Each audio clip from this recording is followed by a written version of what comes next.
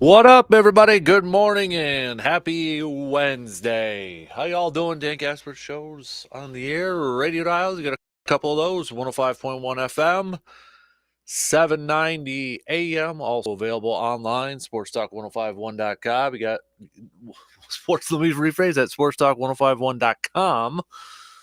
Also got the video stream up on YouTube, Facebook, Twitter, Google and Alexa home devices, and of course the Sports Talk app. Hopefully, you're all off to a fantastic start on this Wednesday morning of January 18th. What do we got on the good old game plan here for this morning? Bucks picking up another W last night without Giannis, without Middleton, but it was the Drew Holiday show again last night for Milwaukee. Came on his back, 7 points for Drew Holiday last night. Bucks picked the 130 to 122 victory. You're looking at the last two games for Drew Holiday. If you go back to Monday against the Pacers, dropping 35. Last night, 37, but also dishing it too. Last night, 7 assists. Monday, 11 assists.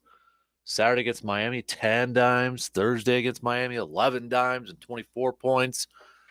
He has stepped up as of late right now to help fill that void left by the Greek Freak, and of course Middleton being out here for a while too. But I know I said it's last year and maybe even the year before. Kind of look at Drew Holiday and you look at some of his throughout his career. It's you know he's been named to one All-Star team in his career. 2013. That was 9 years ago. He's playing at an all-star level this year. I don't know if he'll get voted on because, name recognition, this, that, the other thing, blah, blah, blah, blah. But this dude is balling out right now. Balling out right now. Where would this Bucks team be without Drew Holiday? And he's missed some time too. Don't get me wrong. He's missed some time. He had an illness just a couple weeks ago or so. But especially in these last couple games with no Giannis, he has stepped up offensively in a big time, big time. So Bucks get 3 days off before a big game on Saturday against the Cleveland Cavaliers on the road. Kind of sounds like Giannis will be ready to go for that game, just kind of giving him a couple extra days off here, which we kind of maybe thought yesterday a little bit there, right? So, but man, what another fantastic performance from Drew Holiday last night. College-wise, Badgers getting off the schneid. Their 63 to 60 victory against Penn State last night. Tyler Wall coming back, playing 32 minutes, a little rusty, 3 of 10 from the field, but ended up with 10 points. Stephen Crowell, 21 points for the Badgers to lead them in scoring. But first half, slow. Penn State up 36-30, but Badgers turned up the D in the second half, outscoring them 33 to 24 and getting that 63 to 60 victory. Badgers kind of changing up their starting lineup a little bit too. Connor getting in the starting lineup over Mr. Davis, changing it up a bit. But yes, picking up a W and ending that little losing streak there for Wisconsin. So Wisconsin improves to 12-5 overall on the season. If you're looking at conference standings, kind of middle of the pack there, they're 4-3 in conference, 2 games back from Purdue, who is 6-1 in conference play right now. Northwestern is next up on the schedule for Wisconsin. However, we might have to keep an eye on that because Northwestern's game was postponed. They're against I'm just blanking right now off the top of my head. Postponed against Iowa. Thank you. Iowa because of COVID. So COVID outbreak with Northwestern postponing that game with Iowa. So we'll have to see if they're going to be able to get that game in against Wisconsin on Saturday or not. But keep your eyes and ears peeled for that one. But we'll talk some hoops especially some Bucks hoops coming up here too. But we'll get to that. We're going to talk a little green and gold here. Aaron speaks, and if you haven't heard some of the clips, we'll play one tomorrow or coming up here in just a little bit on the opening drive here for you this morning. But kind of got some people freaking out a little bit, maybe even a little bit annoyed. That might be the better one. But Aaron making his appearance on the good old Pat McAfee show for an Aaron Rodgers Tuesday. We'll play a couple clips. They're a little bit of a different tone from Rodgers when, at the beginning of the year, when he signed that contract extension, he's pretty adamant that he was going to finish his career with Green Bay. Wanted to finish his career with Green Bay. It sounded like it was going to happen. Maybe a little bit of a different tune here, but we'll try to maybe temper it down here just a bit. So if you didn't hear it, we'll play it to give you the full context of everything, because, you got Facebook or Twitter, you're probably only seeing, small clips here or there, maybe not getting the context with it. So we'll play that up coming up here in just on our opening drive and such. But and then you can be the judge. You can be the judge with what you heard and that sort of thing. So we'll get to that as well coming up. We've got another showdown. We'll probably hit that up in the 8 o'clock hour like usual. We've got some stock reports. So whose stock is rising, whose stock is falling. You can play along with us and make your predictions. Hitting us up with a text on that Shoe Doctors bullpen line, 715-830-1912. Also, hit me up on Twitter at DANKASPER, Facebook.com/Kasper Sports. So we'll hit that up, and we'll get to a little Vigilante Wednesday. Get to a little bit of that as well. Something we started up last week. Have a little fun with that one. So, but lots of hoops chat here this morning, and then I'm sure there's going to be a lot of you, after we play the Rodgers clip, maybe a little annoyed, maybe a little frustrated, maybe you're like, oh crap, here we go. Thank gosh Twitter yet wasn't around when the whole Favre thing was going down. But I think we're kind of getting a glimpse now of maybe what it would have been like, with the whole Favre coming back, not coming back sort of drama and that thing. But here we are, 2023, and we're kind of a wait and see approach right now. So, but let's get things rolling here this morning. So what I'm going to do here to open up things on the opening drive, I'll play a couple of clips, all right, from quarterback number 12 from his spot on the Pat McAfee show yesterday. I'll let you listen to them. Then we'll take our break, and then we'll get your thoughts, analysis, maybe try to calm down some people, maybe try to get into this guy's head, which can be a little freaky and scary and all that good stuff, right? But I'll play the clips here, give you about a couple minutes to kind of like digest it in case you didn't hear them yesterday or didn't see them, or maybe you just saw some of the postings about it but didn't hear the whole context of it all. So there's gonna be two clips here. First up is AJ Hawk asking him a question, and AJ does a good job. AJ should have I know AJ's started his own podcast a few years ago, and I thought it was good. And I think he dude's got some good questions if you ever kind of follow along with him on that. But nonetheless, let's get into it. So the first clip, AJ kind of talking about next year. Will we see Aaron next year? Will he play next year? All that sort of thing. Well, let's just listen in. Here's the first clip.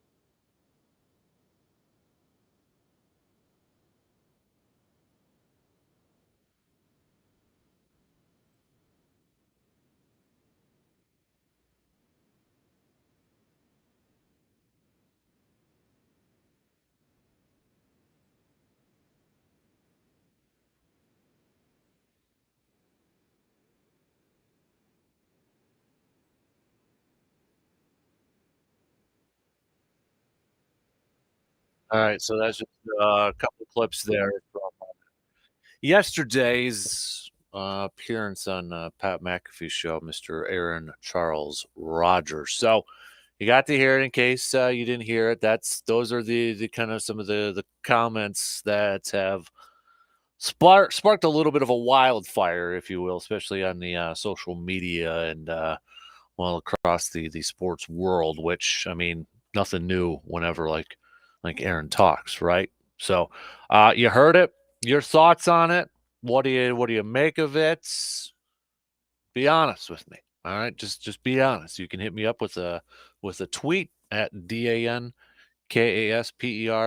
Facebook.com slash Casper Sports. So let's take that first break and then we'll dive into it here. Maybe try to calm the masses here a little bit.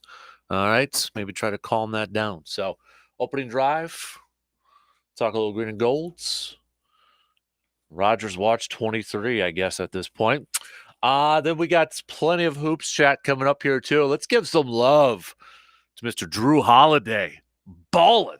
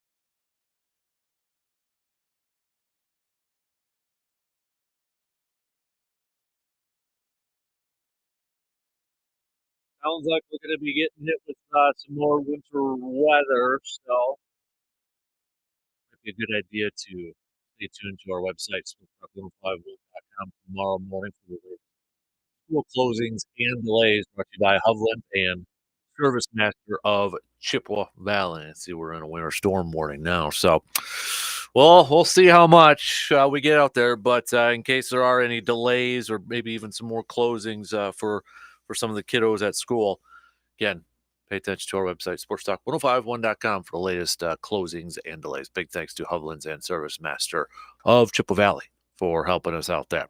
All right, so opening drive. Let's get some reaction, some thoughts, some analysis, some comments from what you heard from Aaron Charles Rodgers. Obviously, I think the big thing that stands out was maybe a little bit of a change in tune from Rodgers before the season started to where he was at. So, just to kind of really summarize it here, Jason Wilde, who covers the Packers, had a nice little video montage. First part is you hearing Aaron before season started to what we just heard now to kind of sum it all up from the last season. So yes, definitely to where yesterday.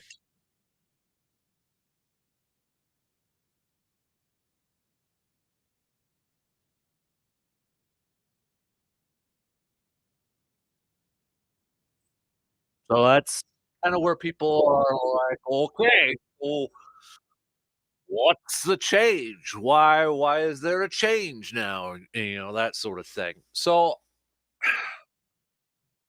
first things first, we don't know exactly the conversations. We don't know exactly what's going through his head or what Goody's thinking and all that sort of stuff. But this is there. So there's a couple things where I will stand up, where I will kind of like back it Rogers up here. But then there's a couple things too where I'm just like, dude, just what the heck? So I'm kind of like 50-50. So the first thing about this whole thing, I mean, because if we listen to those clips and we listen to his interview, he's still out there kind of like making it seem like he hasn't been told whether they want him back or not. Now, listening to Goody's presser last week, that was kind of like the first thing. Like that was the first question he was asked. And he kind of danced around it, kind of like how Aaron dances around questions. But Goody didn't come out flat out and say last week that, yes, I want Aaron back next year. Kind of danced around it saying, well, he's got to take some time and blah, blah, blah. But then, he kind of answered it in a term like, would rather like to have he's a 4-time MVP. So of course, but he didn't come out and flat out say, I want Aaron back like maybe like Matt LaFleur did. Matt LaFleur was just basic in his answer. Yes, I want Aaron Rodgers back. So I don't know if there's kind of like this dancing between Rodgers and Goody in this sort of thing, but I don't know. It's that to me, I would just wish somebody would just give a straight out answer. A straight out answer.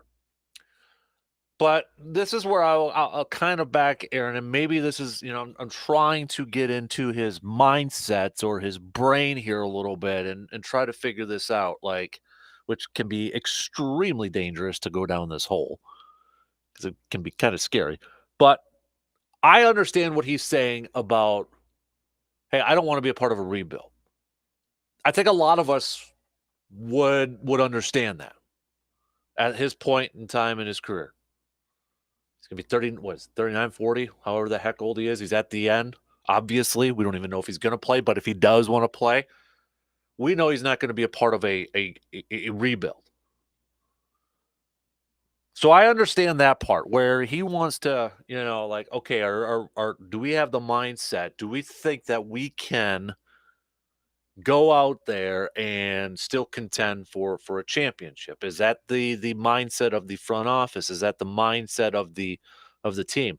Your head coach is always going to say Yes, it's the mindset. Yes, the goal is every single year championship because their jobs depend on it. So LaFleur or any other coach is obviously going to say that.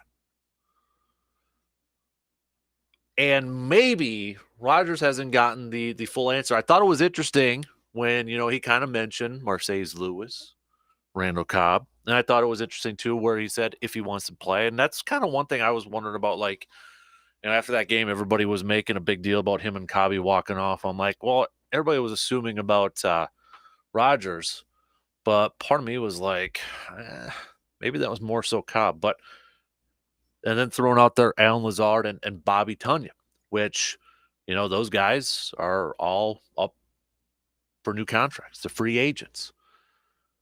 So I almost get the sense that Aaron is like, okay, I want to see for sure if you guys are, and I know Pat tried to ask him that, and Aaron said no team's ever going to, really acknowledge that they're going to rebuild. But get the sense that he wants to know, okay, is your plan to try to bring these guys back? Because if you remember back in, was it 2020 or whatever, that whole drama thing, and he had that summer of like, oh God, is he going to come back? Is he not? But then he had that presser on the first day of training camp, and he mentioned about, that trend. It seemed like that Green Bay was letting go a lot of locker room guys, the Jordys, the Julius Peppers or whatever. And I think that's kind of what he's bringing back up here is bringing in and making sure that they keep those locker room guys, those core locker room guys. Yeah, those are his buddies too. There's no denying that. But I think that's kind of what he's bringing back up here is like, okay, a couple years ago, one of my biggest issues was, I want to be involved in maybe some roster decisions or get my input in there. And, we've been having too many locker room guys kind of leave and that sort of thing. Or Green Bay's been easy to push them off to the side. And I don't want that to happen this year. If I'm coming back, I want those guys in the locker room because I feel like they can help us get to our ultimate goal. So I think it almost feels like it's a game of putting the ball back in each other's court. And I really feel like it's squarely in Goody's court right now. Like if the thing is, if Goody just comes out and says straight up, instead of dancing around it, if he just comes out and says, yeah, we want Aaron Rodgers back. He kind of said it, later on in his presser last week. He's like, well, you're talking about 4-time MVP. So, compared to a guy who, hasn't, played significant time and that sort of thing. And so he kind of gave the impression that, yes, he wants Aaron back, but he hasn't come out like a LaFleur and said 100% want him back. It's almost like a game of be the first person to say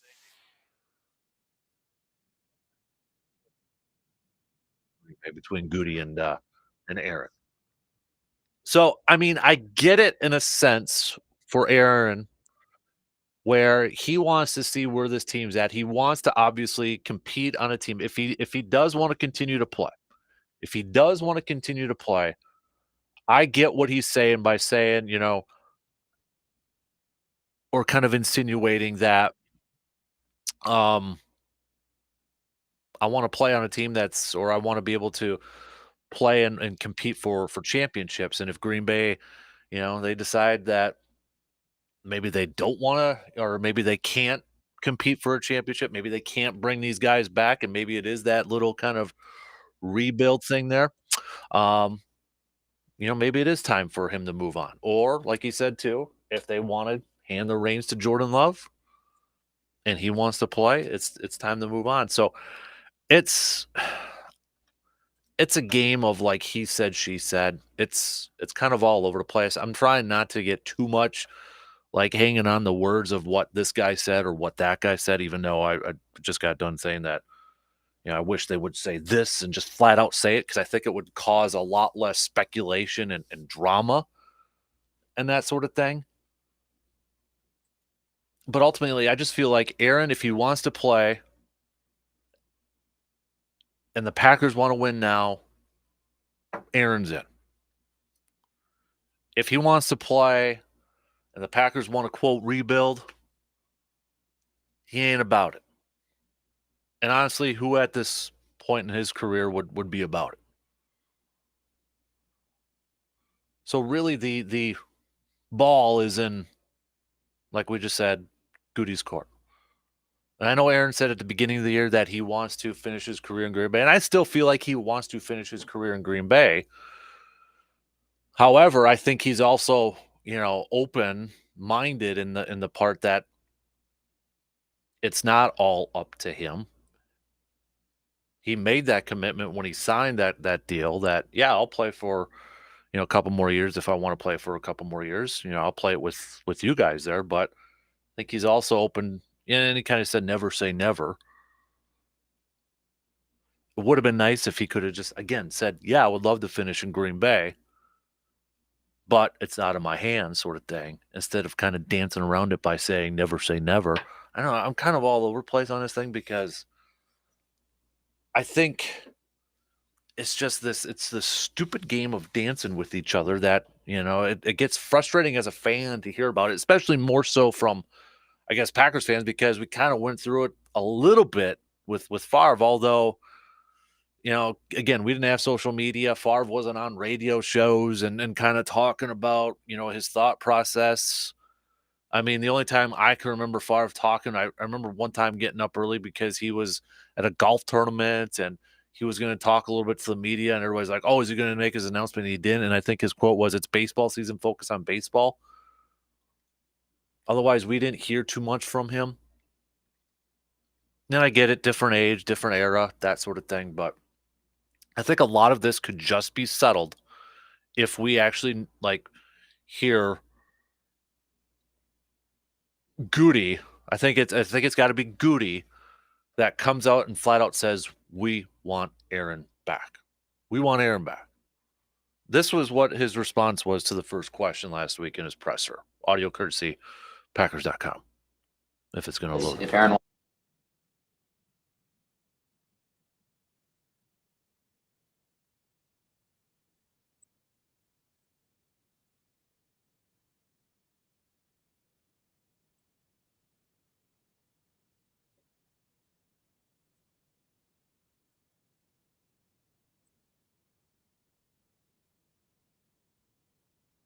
So you didn't really answer the question. Kind of danced around it a little bit, right?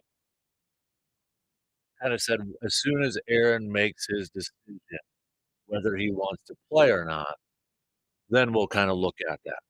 Whereas Aaron is saying, "Well, I want to know too," and kind of I'm trying to read between the lines here. I want to know whether they're going to compete, still think that their window's now, still bring back their guys that can help them win it, maybe bring in a couple more guys. Kinda that again, like we said, a game of, chicken, back and forth, and it's frustrating. And maybe Goody too, and I'm just kinda throwing out different ideas here too. And as a general manager, he's got Jordan Love yet on his roster. If he comes out and flat out says, "Yes, we want Aaron Rodgers back," what kind of message does that maybe send to Jordan Love? Maybe it kinda sends "Man, they must not really believe me." Or selfishly, from a trade aspect, if he goes out there and says, "Yes, we want Jordan Love back," maybe his phone starts going off about Jordan Love trade proposals, that sort of thing. He's kinda has to balance that, right? I mean, he's kinda has to balance it from a business, perhaps, sort of thing too,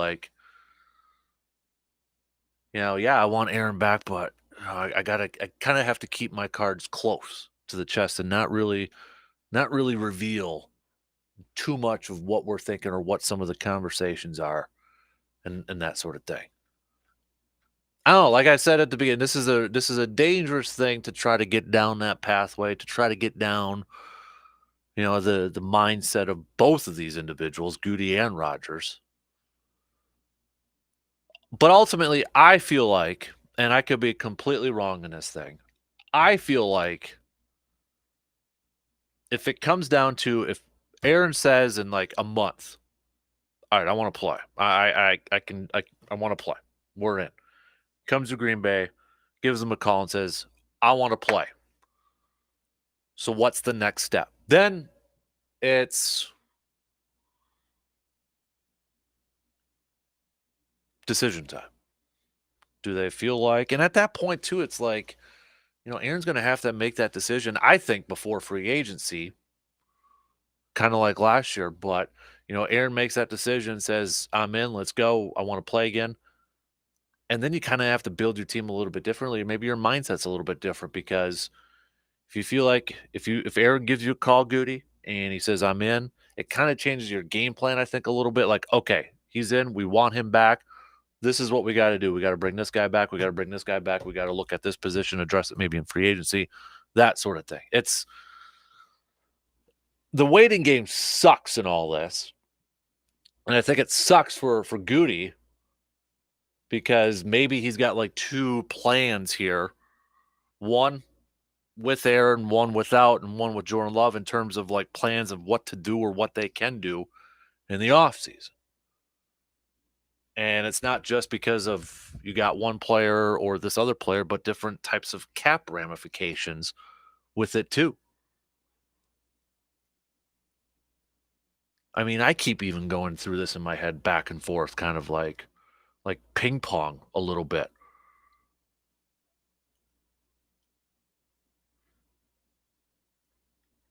So I know I kind of said the ball's in Goody's court, but I think I'm kind of taking that back now. And I think it's just it has to start with Aaron. It has to start with Aaron and whether he decides to come back or not. That's got to be the first domino to fall. He needs to get his mind right and figure out what he wants to do. Could he do some less talking? Obviously, he could. And maybe it would cause less speculation, less drama, less, trying to figure out what's going through his mind. But at the same time, then we as fans can't always say, well, I wish this guy would be a little bit more open, or I wish this guy would, because we get frustrated at times when we watch a pressers like, oh, we're not going to learn anything from that guy. He won't say anything. But yet when players or people do say anything, we get frustrated because it's like, oh, they're causing more drama. So we can't have it both ways. But I think a lot of that drama would be less caused if somebody would just come out and say, yeah, I want to play there. But I get it. It's a business side of thing here. It's the business side of it has to play into it as well. And the reality of it all has to come through too. I think Aaron's priority is to finish his career in Green Bay. And if he decides to come back and he decides to want to play another year, I think he does want to do that in Green Bay as long as they're committed to still trying to be a competitive team if they financially can do that. And if they don't want to do that financially, if maybe they don't want to sacrifice a little bit more of the future, then maybe he goes elsewhere. But I feel like if he's dead set on playing, he is going to play whether it's somewhere. So first, Aaron has to decide it, what his plans are, and then we go from there. Then it's up to Goody and the Packers. Do they want to run this thing back? Or do they want to kind of start over? We'll take a quick break and we'll finish up the first hour here. Want to get to some Bucks chat. Drew Holiday, we got to give that man some love. Another epic performance from him last night in that Bucks win.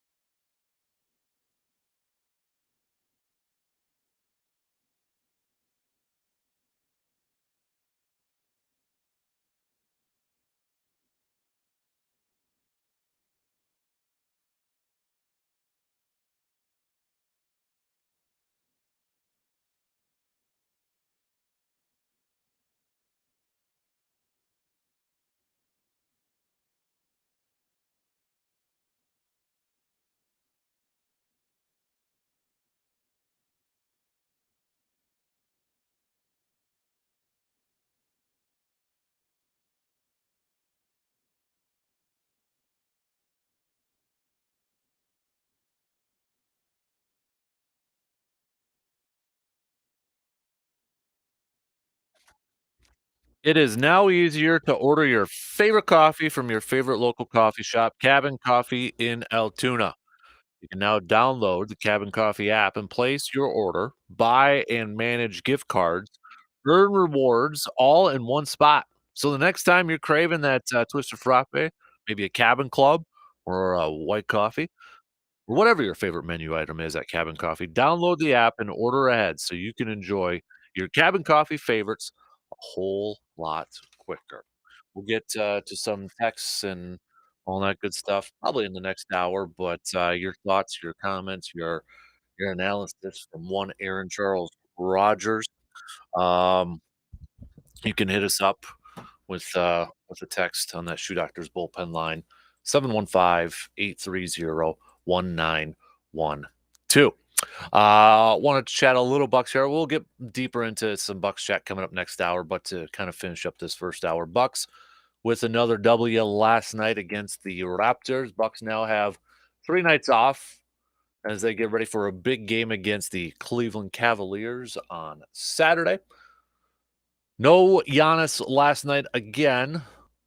Kind of maybe making sure with these 3 days off here, getting extra rest before that big game against Cleveland. But Drew Holiday, again, putting the team on his back, 37 points last night, 16 of 26 from the field, including 5 of 10 from 3. The Bucks overall from 3 last night shot 48.7%. 48.7% from 3. 53.5% overall from the field. Grayson Allen contributing 25 points. He was also 4 of 5 from 3 and shot 8 of 13. Excuse me. But you look at the last couple games here for Drew Holiday, and he has really kind of put this team on his back defensively, or excuse me, offensively. He's known defensively, but in the offensive end. Today's game against the Pacers, 35 points, 11 assists. Last night, 37 points, 7 assists. Guy is getting it done, and if he's not getting some all-star talk, come on. I don't think he will because just it's such a popularity contest when it comes to NBA all-stars and such, but the fact that he's only just made one all-star game in his career, and now you got to go back to 2013. Oh, that's sad. It's pathetic. And I think what he's doing right now and just kind of stepping up and maybe changing his game up here a little bit because, I mean, the Bucks without Giannis and without Middleton losing a lot of their offensive firepower, he's really stepped up and he's taking this team, like I said, on his back here a little bit. So, but he is been doing a fantastic job. He's known for his defense, obviously, but getting it done on the offensive side of things. Taking a quick look at the Eastern Conference standings. Bucks moving into that 2 spot ever so slightly. They're 4 back from Boston right now, though.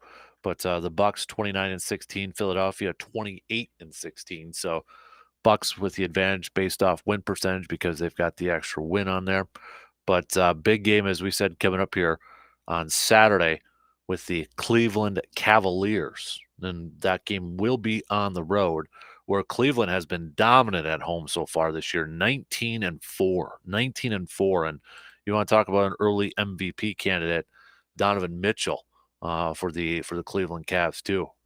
I mean, that's a force over there. So that should be a pretty darn good game coming up on Saturday. Hopefully Giannis will be back. I don't know if Middleton will be. I know he's kind of been doing some practicing with the herd and such and kind of doing some drills. So maybe we'll get a Chris Middleton sighting.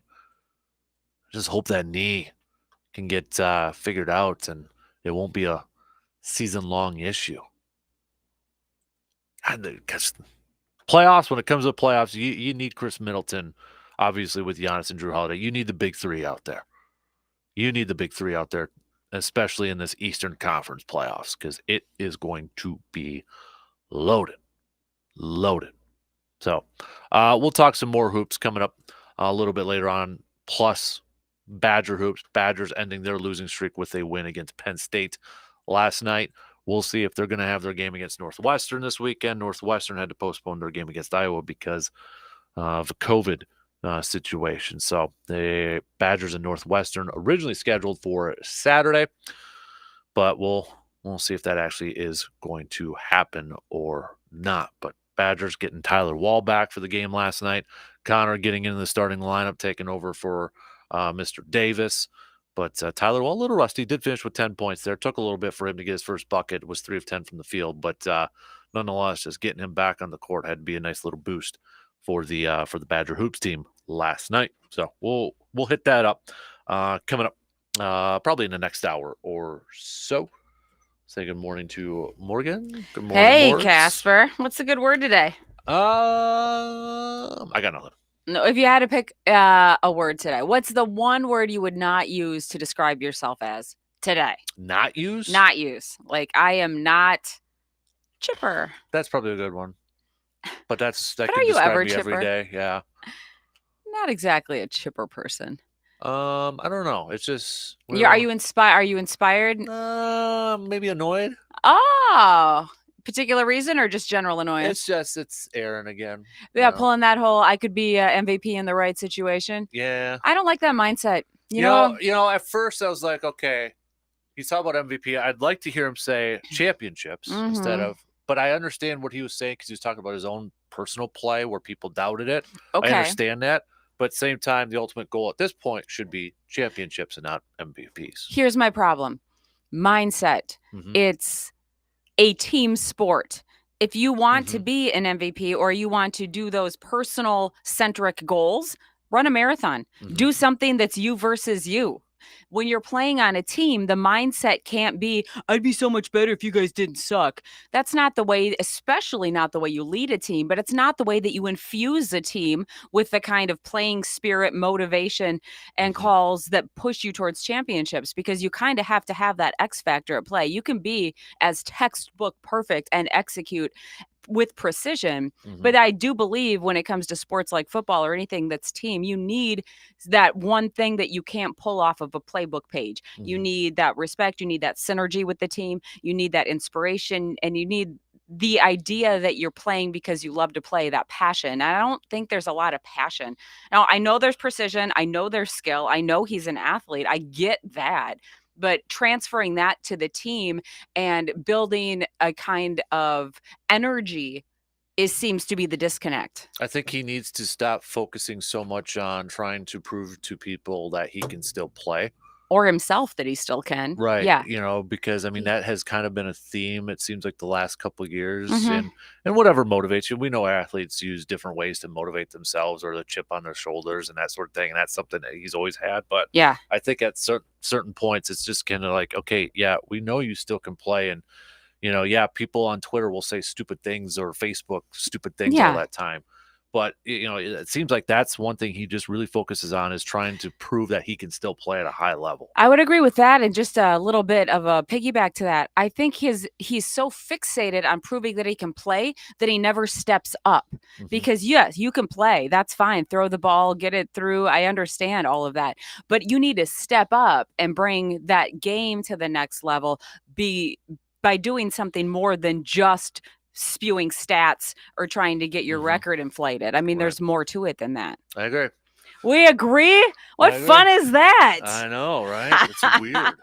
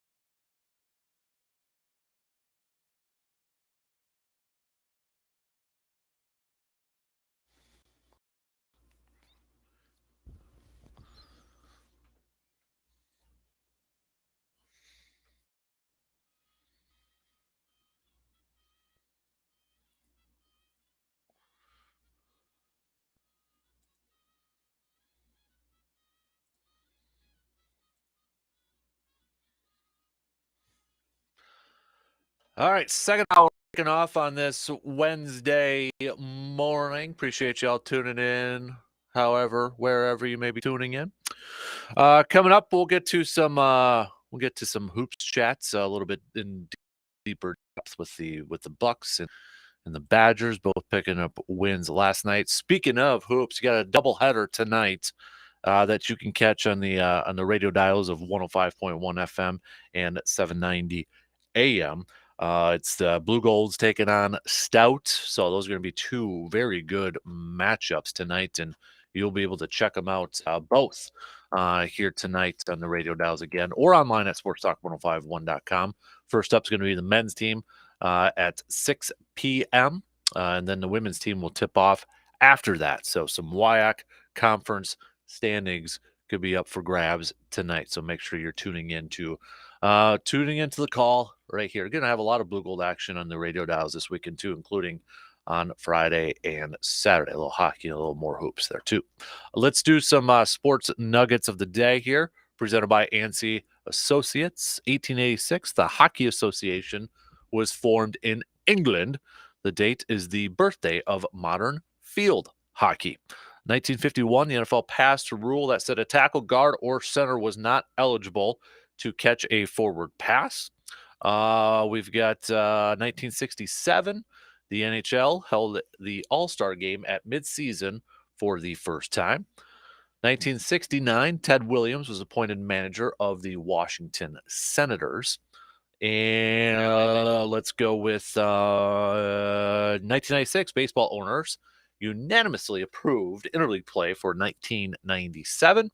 1998, the Boston Celtics retired the Chief, Robert Parrish's 00 number. And I think that's about it. Yeah, those are just some of your sports nuggets of the day. Again, presented by ANSI Associates. I'm not sure what this text is referring to. All it says is dropped passes, terrible line play, question mark. So maybe kind of a little bit more context there. But yeah, you can hit me up with the text over there and such if you want to keep your thoughts coming about Aaron's stuff from yesterday on Pat McAfee show. You can hit us up with some texts or tweets or Facebook messages and all that fun stuff over there, because I'm sure a lot of people have some comments and all that there too. So did you learn anything from his comments yesterday there, Lucas? Nah. No, I think it's the same thing. I think people are overreacting a little bit. I mean, he's not doing press conference speak. He's probably saying a lot of things that a lot of athletes would ordinarily say, but they've been trained to talk in sports cliches. That's right. I mean, that's because, in the first hour I said we always gripe when people don't say anything in pressers. We joke like, oh, that guy's not going to say anything. And then we complain when somebody actually says something. Mm-hmm. And the whole narrative too is like I'm tired of the narrative or the talking point that, he makes so much money, he doesn't help out the team. Every single quarterback has done that. You know what I mean? Mm-hmm. Every single quarterback has done that. Yesterday I was looking it up and I brought it back up here. And thank gosh, like Spot Track can go back to like cap hits all the way in the early 2000s. Okay. Like 2003, 2004, 2005, 2006, 2007, Brett Favre had a top 3 cap hit. So don't paint like Brett Favre was this. Tom Brady had the highest cap hit a couple of those years. And Tom Brady we got to stop comparing Tom Brady to every single player out there. Yeah. That's the exception, not the norm. And I get it. It's like he's got 7 championships and that sort of thing. But you know what? He's the weird ball, or he's the weirdo in this whole thing, because 95% of all these other athletes would take the money. And just like a lot of us would take the money. Right? Yeah. We all would. So, even like those poo-poo years of the early 2000s, Favre wasn't helping out the team. He had a top 3 cap hit, for crying out loud. And they were poo-poo. But yet it seems like a lot of people are using that as, an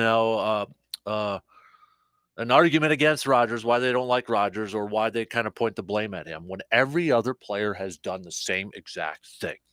It's because a lot of people don't like Aaron Rodgers. I was actually talking about this with one of my friends yesterday. We were at a play date with our kids, and so of course it's the two guys that are talking about football while the kids are playing off and whatnot. But we were talking about the end of the Favre era versus the end of the Rodgers era. And I pointed out to him, and like he knew the same thing too. He said, well, part of the difference is towards the end of the Favre era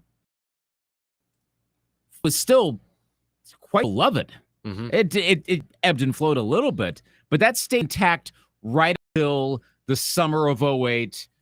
And even then, that then transitioned into fired Ed Thompson before the whole Viking thing happened. And then, of course, Favre needed the recovery. It's not been the case with Rodgers. He's not getting the benefit of the doubt from a significant chunk of the Packer fan base and probably from a majority of NFL fans, non-Packer fans, and people that NFL pundits, if you will. So everything will be looked at in a negative light with that group, and it is a sizable group. Mm-hmm. I don't know if it's a majority of Packer fans. That's why I hesitate to say that, but there are a lot of people that are just they're quote unquote over it. I mean, I'm kind of over it as an NFL fan, but on the other hand, like we were saying, he's kind of saying the quiet part out loud. And let's face it, too, the difference between Rodgers and Favre and this whole thing is one, social media. That wasn't back then around. And Favre didn't talk. And whether you like that or not, that's fine. You know what I mean? Like, Favre didn't do a radio show with his buddy every week to talk about it. You know, he didn't do that. He was out golfing or doing something. And that's what related to a lot of people, especially in Wisconsin. So what would have been the Pat McAfee show in 2005? The Chris Havel. And who would have been the AJ Hawk just staring at the camera? Yeah. Well, AJ actually asks good questions. He tries to get Aaron. He tries to get Aaron to answer, hard questions. But so like who would have been Favre's like buddy? Yeah. Is that Doug Peterson? Probably Mark Chmura. Yeah. Or Frank Winters. Okay, Winters would be better. Yeah. Chmura, I think that was still too soon. Yep. Yeah. But Winters, okay, yeah. Yeah, probably Frank Winters. Okay, that yeah, McAfee's more of a must-watch because he's Pat McAfee, but I think I might actually enjoy the Favre-Winters combo a little more. Yeah. Oh, boy. But, I mean, it is what it is at this point. So, I don't know. Like, I feel like, people were freaking out, and I get it, too. Like, I think the main thing to me is somebody just needs to come out and say, I want to play, I want them back or something like that instead of dancing around the question all the time. I get both sides. I understand it. Like, Goody didn't flat out say we want Aaron back. Aaron hasn't come out flat out said, I want to play for Green Bay. And I get both sides of the argument. Yeah. I understand it. It could be annoying as a fan, but it's a business. We're fans of a sport. But let's be real with this. It's a business. It is a business. Mm-hmm. That's how this always goes. And how much of this is really going to matter in mid-September? Mm-hmm.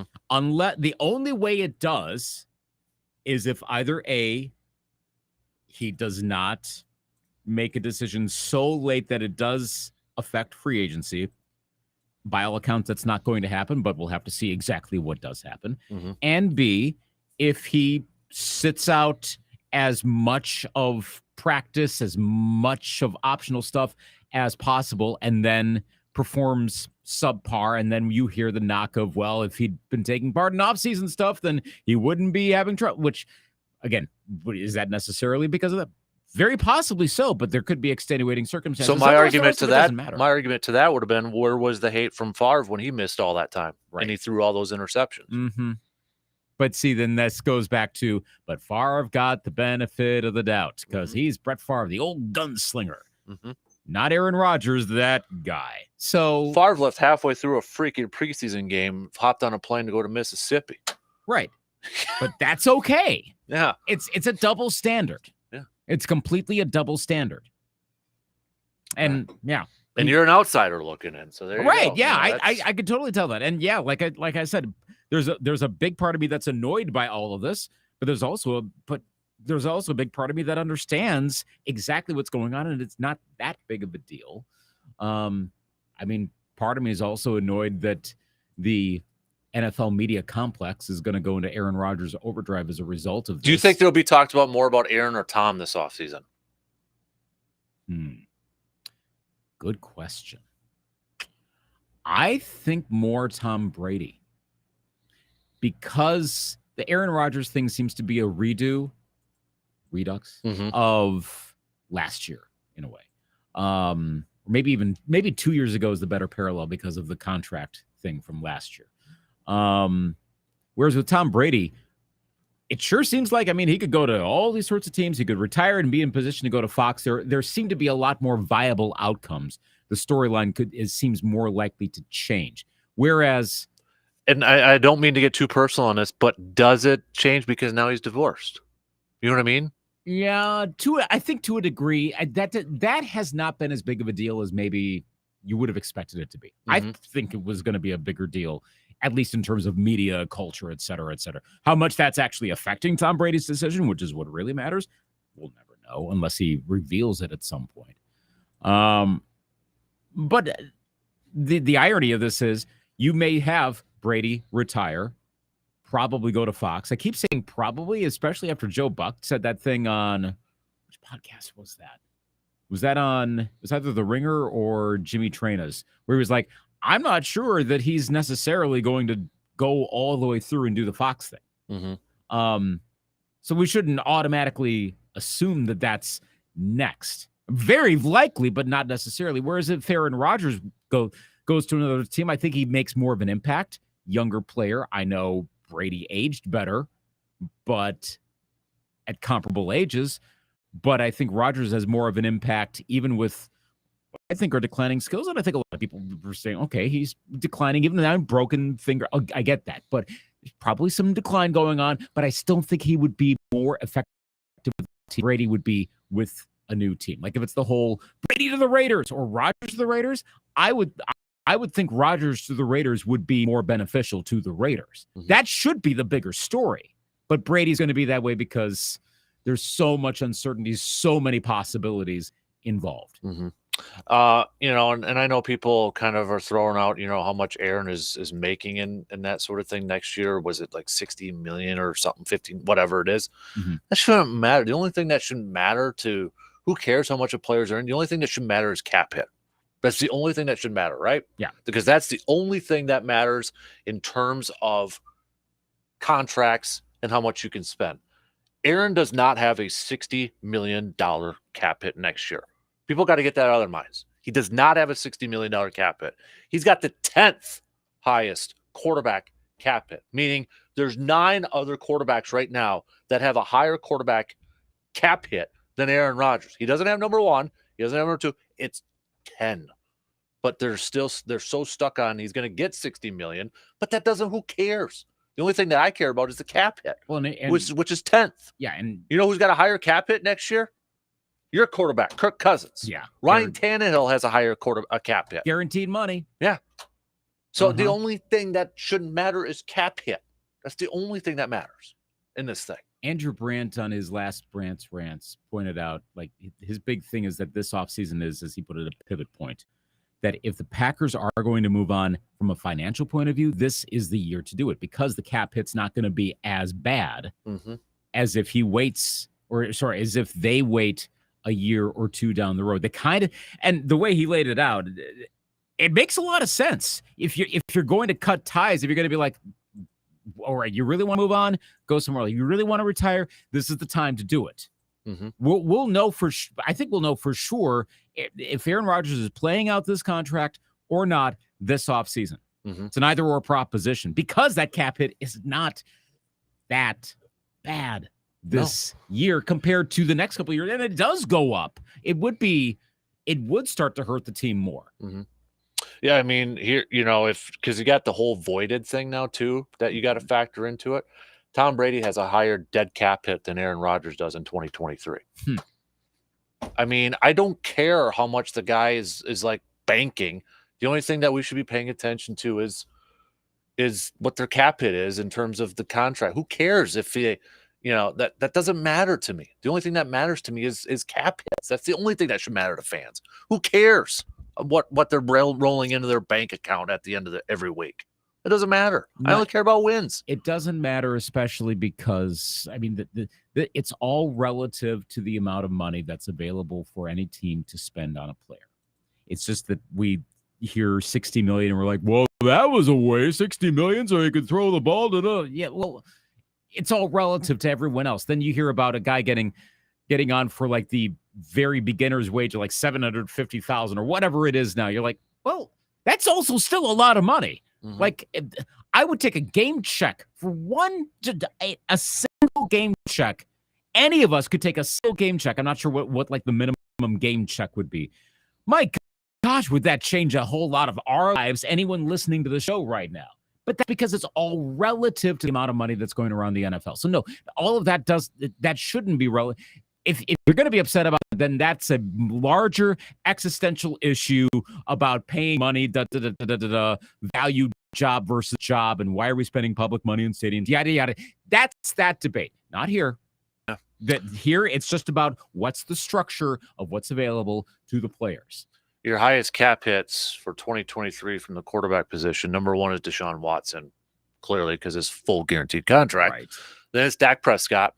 Then it's Patrick Mahomes. Then it's Josh Allen, Ryan Tannehill, Kirk D. Cousins, Matt Ryan, Tom Brady, but it's the voided year, but it's still cap hit.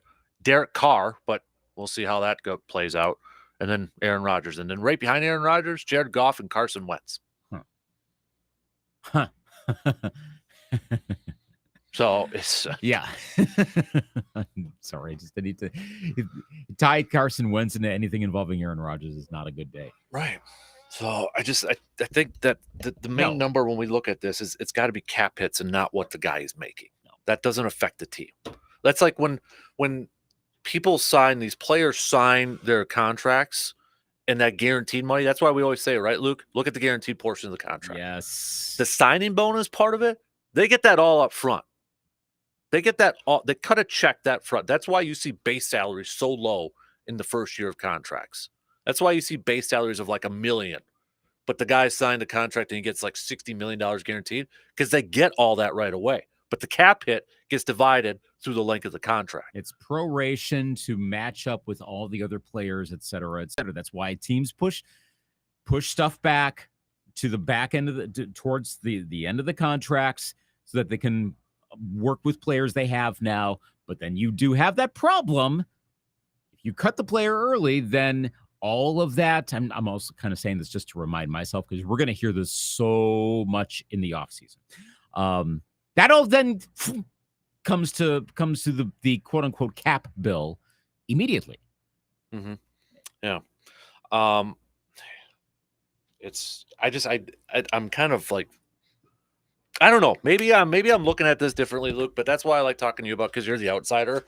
I guess part of me is so shocked, maybe a little surprised of how many people are so vocal about wanting to move on or are done with Aaron Rodgers. Like it's personality again. And the idea that it's for some combination of selfishness, being an iconoclast, whatever the Aaron Rodgers thing is, there's something there that's not relatable. Again, I think it comes down to, for a lot of folks, it's that whole, okay, it's like presidential candidates. Remember the whole "can you have a beer with him" thing? Yeah. Back around 2000, the whole Bush Gore thing. Mm-hmm. Well, there's a reason why that applied so much, because people prefer to be around someone that you'd rather have a beer with Favre than Rodgers. Yeah, exactly. Mm-hmm. Now, not that doesn't apply for everyone, and I think I've said before, I probably would actually more enjoy having a beer with Aaron Rodgers, because I'm going to come out of that like, wow, my brain got stimulated. I don't know that I agree with everything, but my gosh, wow, that was incredible. With Favre, he's going to be fun. Well, mm-hmm. that's so easy. Everyone, you would, all of us would enjoy being around Brett Favre. So yeah, he got that benefit of the doubt because of his personality. That's how he weathered, in part, though Favre wasn't as well known in 93, 94, because it was still fairly new. Yeah. But mainly it was his play on the field. But I think that helped a little bit weather the whole, hey, we got to get rid of Brett Favre, he sucks. keep reminding folks, especially younger folks, how close the Packers, at least in the fan perception was, and I think probably inside the offices, was to not being a Packer because he was throwing so many interceptions in the mid-1993, 94. That's what this is. If Rodgers didn't replace Favre, is it viewed differently? Good question. Good question. I say like the Packers stunk for, no Super Bowl 31 or anything like that, but then Rodgers comes aboard and everything's the same with Rodgers. If there's no Favre, okay, there's two paths. No Favre, the Packers kind of wallow their way through the 90s into the 2000s. They still get, and I don't want to get too much into what if territory and wow, the Packers are 4-12 every season and they end up getting a new stadium in Milwaukee. Right. Okay. Let's presume that everything else outside of the Super Bowls is still in place. And Aaron Rodgers comes to the team. And everything plays out the same. I think there's more of a tolerance because he would have been the guy to bring the Packer glory days back. I don't because of his personality, but I think there would be more tolerance. I think there'd be more knocks on Gutekunst right now because of he's the guy that brought us back. Of course, in this alternative universe, Mike McCarthy is a god. That's going to be future Pro Football Hall of Famer Mike McCarthy. Well, if he wins another Super Bowl, that's right. It's true. He will be the first coach to win 2 Super Bowls. Take 2. Well, other coaches have taken 2 teams, but to win 2 Super Bowls. If he does it with Dallas, I mean, stats don't lie. No. I mean, come on. I do believe he will make the Pro Football Hall of Fame if he wins the Super Bowl with the Cowboys. I firmly believe that. They've put in coaches for stuff like that. They will do it again. Especially the Cowboys. Right. It's one thing to be the Jaguars, but to do it with the Packers and the Cowboys. What if Doug Peterson does it first with Jacksonville? Oh, you got to just make a statue for that guy. Doug Peterson could be a Hall of Fame coach. They put a statue outside Philly with Doug Peterson. I mean, Jacksonville, you might as well rename the stadium already after him, for crying out loud. Wow. Could they just rename the city? It'd be like Lawrenceville. Oh. And then Doug Peterson Memorial Stadium. I know he's still alive. Just name it Duval Peterson. Gosh, Duval. It's gonna happen though. Okay. So that's back to that same point. We could do the what if thing as well with McCarthy versus, which I know that's a stale argument because he's not with the Packers anymore, versus Holmgren. Holmgren was more likable than McCarthy. Yeah. For different reasons, but he was a motorcycle riding coach. Holmgren was. He'd hop on the Harley. He kind of seemed like your kind of, I guess, fun uncle, I guess. Well, I mean, we can replay some of the clips when he's biked up, right? He's oh yeah, that's what I'm thinking of right now. His hypertension with Favre and all that. It was relatable. Right. But at the same time, he didn't seem like a coach. Side note, have you seen the Tim Brewster clip with Colorado? Where he's going where he's going in, for those that don't know, and I'll be very quick about that. Tim Brewster, former Gopher coach. My God, I was not expecting Tim Brewster to get back in the headlines like this. Dion right now. Right. Yeah. Goes into the meeting of the football team and does like the stand up, sit down, like Army drill sort of stuff. I mean, not exactly. I've never been in the Army, so I don't know exactly how that goes, but that sort of thing. And people are like, what is going on here? And then Dion comes in, does like a prayer and that sort of thing. And like there's a lot of, whoa, my gosh. What Brewster as an assistant in Colorado is doing is more like what you think of your stereotypical foot coach. Right. Not Mike Old Holmgren. school. Yeah. Holmgren, in some ways, watching his interactions with Favre and those NFL films, mic'd up things, I'm like, is he a coach? Like he almost gives off, almost in a completely different way, but in terms of relating to a typical coach, Mike McDaniel vibes. Like Mike McDaniel does not at all seem like an NFL coach. No. He's doing by and large well. I mean, he can work on play call timing a little bit, but he's so not what you expect. Holmgren, every time I see those clips, I'm like, is he really an NFL coach, or is he like the quarterback guru guy out there? And who's the real? No, that was Holmgren. But and again, those we didn't see in real time. That was on NFL films. It took a while for that to come out. There would be highlight shows, but not everyone's seeing those immediately. But they dribbled out over time, and as the 90s progressed, people would see more and more of that. And of course, they saw the Holmgren interviews, like with TV stations, and well, he became pretty likable. Even when he went to Seattle, it wasn't like, wow, we got to pull down Holmgren way.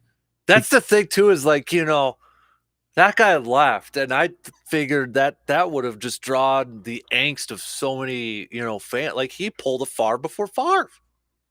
You know what I mean? Like, he wanted out of there because he wanted GM, and he left. And I don't recall it exactly being like, go ahead, Mike, you were wonderful. Like, I think I recall and then 2 years later, Ron Wolf retires, and he could have just had the title. So it's like, what the heck just happened? Timing was not good. No. For Holmgren. But how many other coaches would leave a situation where you've got an MVP quarterback still with plenty of years left to go try to rebuild the situation? Not many head coaches would do that. Well, they kind of did too. Yeah, he got him to the Super Bowl. Yeah, Matt Hassel. Yeah, you probably should have won that one too. So. Right. But Ron Wolf should be in the Hall of Fame too, or Mike Holmgren should be in the Hall of Fame too, in my opinion. I think that's a fair point. Holmgren, I seem to recall there were some sour feelings towards him when he went to Seattle. Yeah. It wasn't purely like, oh, Ray Bork, go do your thing. I can't remember, was it the booze, though, like when Favre returned? And, everybody was fine with Favre when he was with the Jets. It was Minnesota. That was, right. That it was the rival. Yeah. Them or the Bears. Maybe it would have been different if Holmgren would have went to Chicago and tried to do that, or, Minnesota or something. Detroit. I think that was unique to all of us. So, again, it's a likability. But now we don't like Seattle, so then it would have been a little bit different. So. Gosh, what a weird turn of events. Yeah, he went to Seattle. But if you told a Packers fan, oh, of course he went to Seattle. That was back when Seattle was just like that team out in the Pacific Northwest. Yeah. It was nothing. Their best Wisconsin tie wasn't it Jim Zorn? Yeah. Like, that was it. Like, okay, cool. AFC team, they're about to go to the NFC, but whatever. Do your thing. Yeah. So I don't know. We could go back and forth on this the whole time, and if you want to say like, oh, I just want to see what they got in Love, and I totally understand that. We don't really exactly know what we have with Love, right? We don't. We got glimpses. He looked really good. Yeah, but that was a small portion. And this is, we're getting way off tangent here too. But I will say, and I said it yesterday, and there's a part of me that maybe kind of knocks this on Rodgers. Like, I look at this Giants team, what they did to your Vikings, and their receiving core, and it's like, how in the hell couldn't Green Bay do something like that? And I know it's Vikings pass defense. I get that. But you look at the wide receiving depth chart for the Giants and how they were able to consistently move the ball, whereas Green Bay struggled to do that. And it's like, is that the difference between a quarterback playing within the system, within the play calls, compared to a guy like Aaron Rodgers who has a little bit more freedom? And I think if you put a guy like Jordan Love in there, maybe you play within more the scheme and the play calls and that sort of thing. Yeah, that was another thing that we were talking about with my friend yesterday. He said that in his opinion, he seems to be pretty well versed in football and whatnot, that Love is running the LaFleur offense more than Aaron Rodgers is.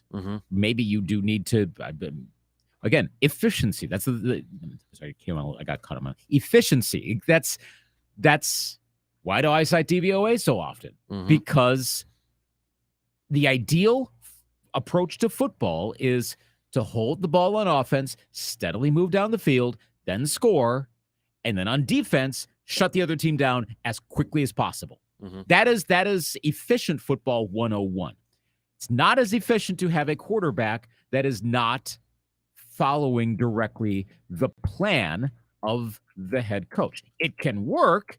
It many times does, but you're not optimizing what you can potentially do. And that's what you would get with Jordan Love versus Aaron Rodgers. Now, again, the end result might actually be worse, but you're not optimizing the situation, the structure that's right there. That, again, football efficiency 101. Yeah. It's just something that I was thinking about the other day, and I'm like, it's an interesting point.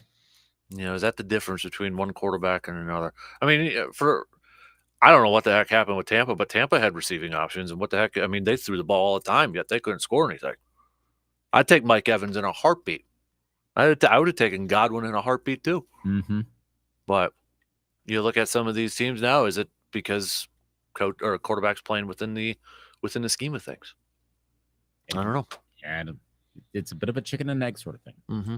Yeah.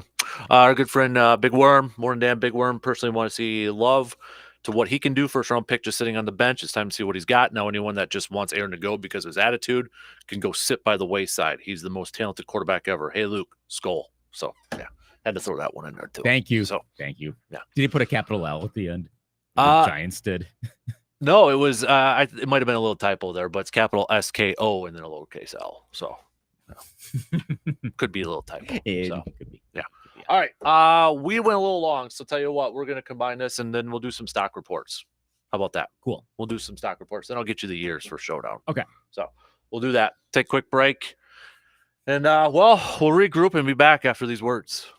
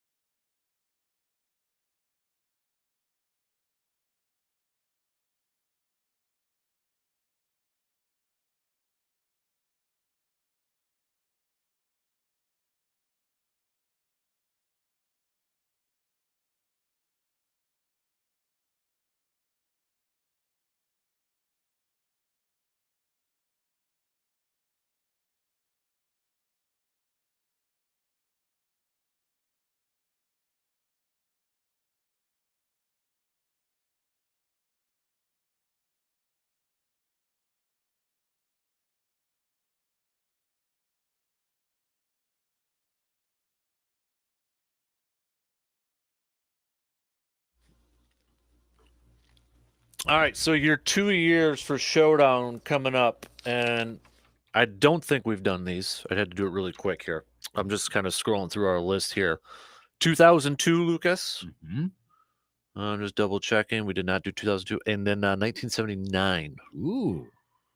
Just double checking. I do not see 1979 on this. So, all right. Very disco. Very disco. Well, John Travolta. Are we getting into a Bee Gees era? We're very much Bee Gees. Okay. A lot of falsetto, a lot of stuff like that. Gotcha. Yeah. Are they still around?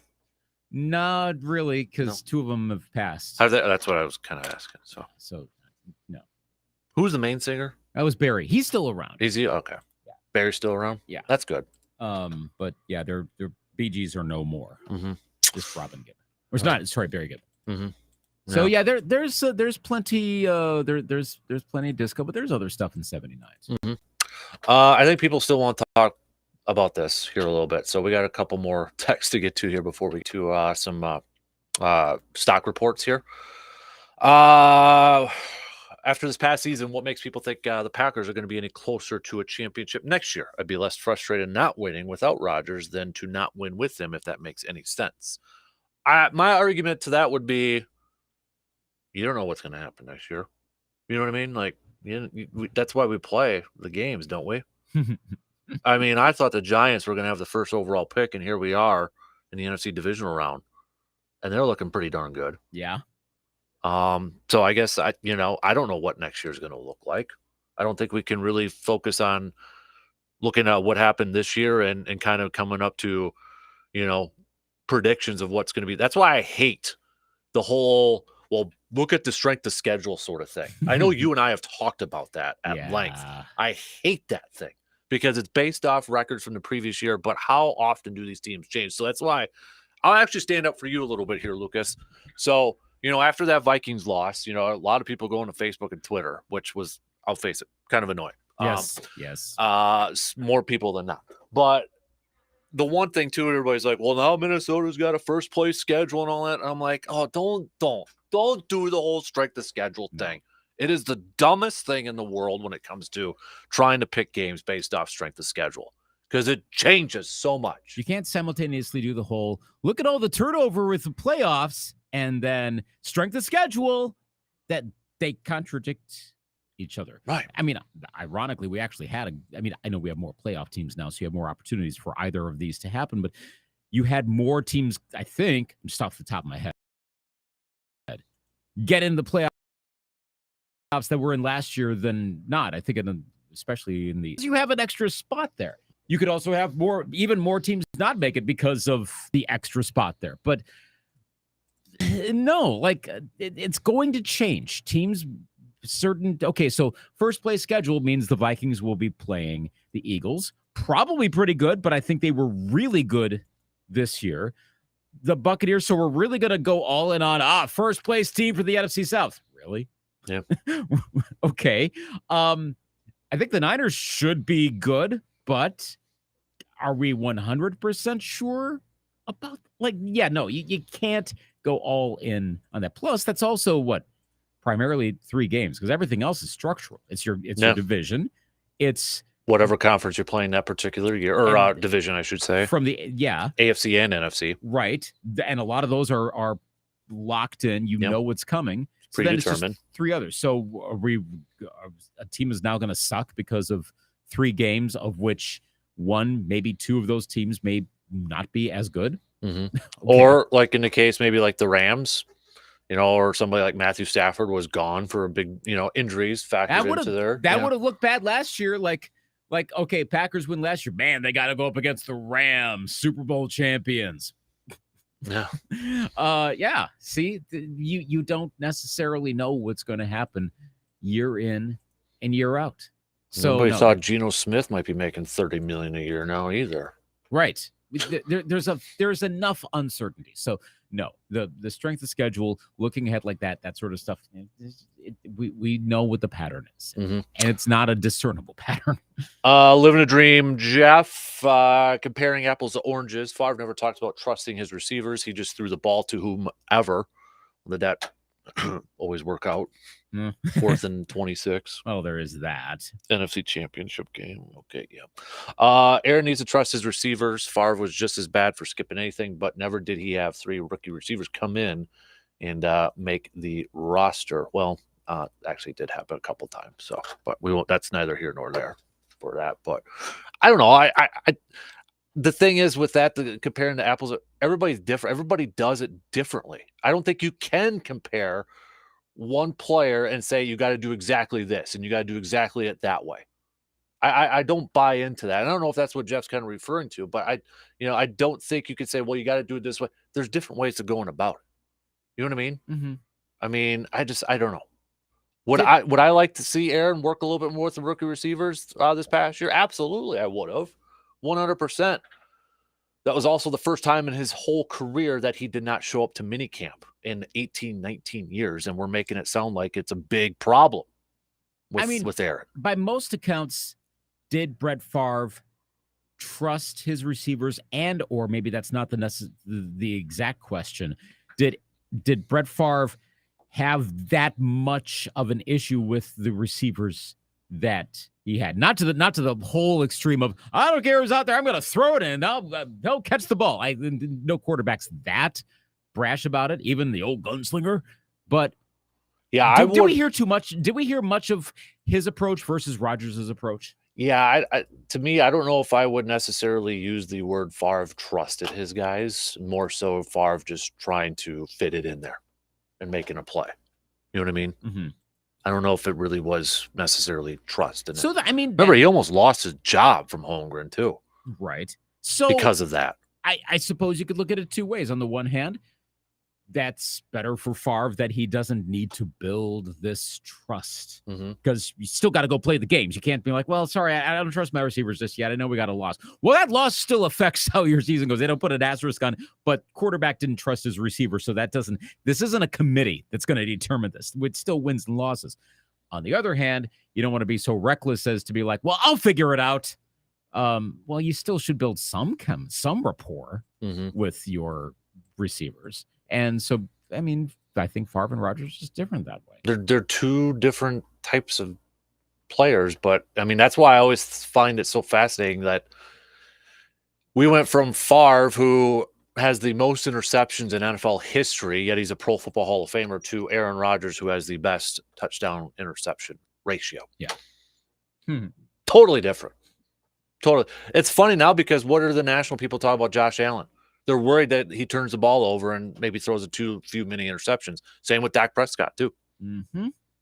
So, Aaron Rodgers, is it necessarily a negative? And I get it. Yes, I think Aaron needed to trust, and we all talked about it, that he was probably going to throw more interceptions this year than he had in recent history. What did he do? He threw more interceptions than since 2010 when they won the Super Bowl, right? He threw more interceptions. It happened.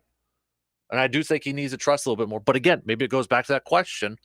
Is that the difference between a quarterback who plays within the game plan, within the plays called, or, compared to a guy like Aaron Rodgers where you kind of give him the keys to the ignition and let him run with it? And it depends on the kind of player he is. Can you allow that to happen? For the most part with Aaron Rodgers, I think actually you can.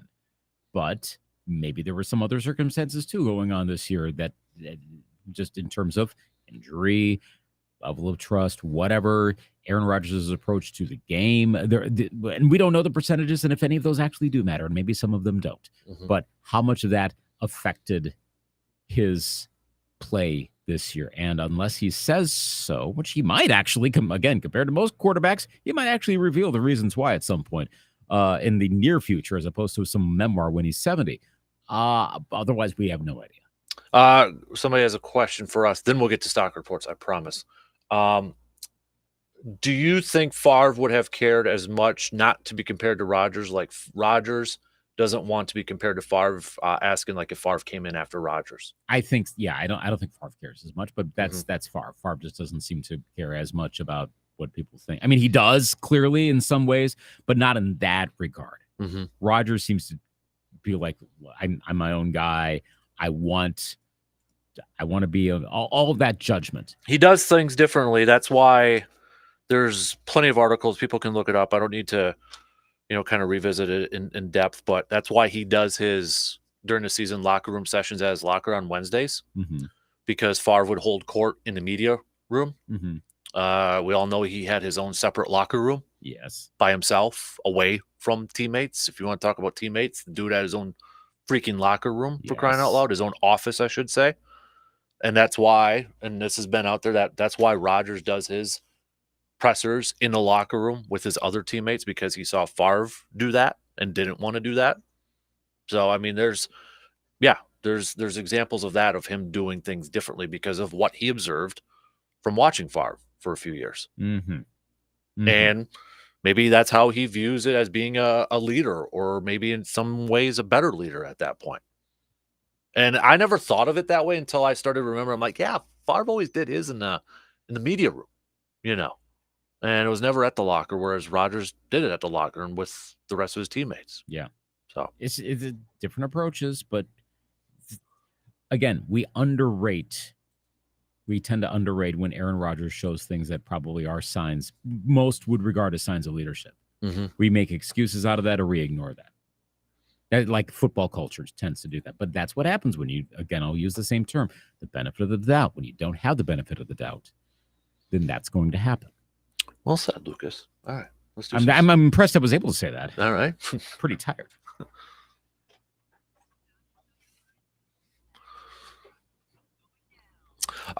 Stock reports. So I'll just say mine quickly. I kind of already said it, but my stock riser right now, I'm going Drew Holiday for the Milwaukee Bucks. The last couple games, over 30 points from Mr. Holiday, kind of stepping up in the absence of Giannis, and of course Chris Middleton still being out there carrying the team on his back in games that, let's face it, the Bucks probably had to win at this point to keep pace with a crowded Eastern Conference. Wins against Indiana and Toronto. My stock riser is Drew Holiday right now. I'm going to say the Ant-Man, Anthony Edwards.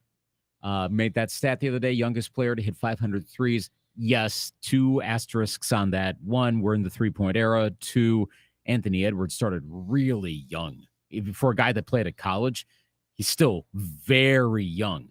But if you're that young and you're performing that well, that does say something. And he's been guiding this team along. What was looking like a really rough stretch. Especially after that loss to Detroit was like about 3 weeks ago, and it was like low point in the history of the franchise, seemingly. They're floating around 500. They're floating in that range around the play-in area. The bottom did not fall out on this team, and I was wondering if that was going to happen. A lot of that's due to Anthony Edwards. He's been oftentimes the leading scorers. They've won definitely more than they've lost of late. Anthony Edwards is my stock riser. Stock faller, I'm going to go with the Chargers. Their loss against the Jaguars, I mean, come on now. That's too much of a talented team. But this has been the Chargers even before Brandon Staley was there, right? Mm-hmm. Are the Chargers cursed? They might be. Are they cursed for crying out loud? Brandon Staley's got to hit this offensive coordinator hire. I know Frank Reich is rumored out there, but he has got to hit with this thing because this is his last year in the job. If he doesn't do anything, I don't know. I mean, I keep hearing from those that know with the Chargers, or at least what I'm reading. It sounds like I'm actually like texting players them. love him. They do, but also the ownership and front office really likes Brandon Staley. And but what if they keep collapsing like that? I mean, they're going to find other reasons around it. That's the problem. Stock down Chargers. Well, and they're also cheap too. Yeah. Gotta share a stadium. Go back to San Diego. I wish. Al Michaels is my stock. Yeah, that's a good one. Yeah. Look, I keep hearing it's not going to be a very animated booth with him and Tony Dungy together, though, either. Oh, gosh. Well, see, now I think that's a bit of chemistry too. Talking about how do you work with others, and they of course know each other, but I think the energy can be subdued if you're around a guy who tends to be more on the calm side. Tony Dungy is that, but I think it's also a bit of an age thing. I know I keep hearing media analysts say Al's still on the top of his game. I think he's been tailing off a little. Still really good, but he's been tailing off a little bit for the past few years. Some of it is the voice. That's an age thing. Like you're hearing that have you noticed with Wayne Larrivee that like he pronounced his S's are now shh like that? It's a classic aging thing. But it's Wayne Larrivee still like he's still super sharp. Like he should keep going as long as he can. But that happens. But then also in Al Michaels' case, I think he's slowing down a little bit, just not quite there to the point that the energy level dropped where it was really obvious in that Jaguars game. Also, notice how the audio, I was like, is anyone even in the stands? And they'd show the stands and they're full, but I'm like, it sounded kind of quiet. I've noticed that with NBC this year, that they've really quieted down the crowd noise. Yeah, I don't know what happened. Though they seem to capture the end of Bengals-Ravens really well. I wonder if they got like a volume adjuster. But it must have. But yeah. Man, Al, I don't know how many more years we have left. All right. Hey, everybody, thanks for all your inputs, comments, analysis on the whole Rodgers Favre thing. There's no right or wrong answer in this, but keep them coming. We'll be back after this.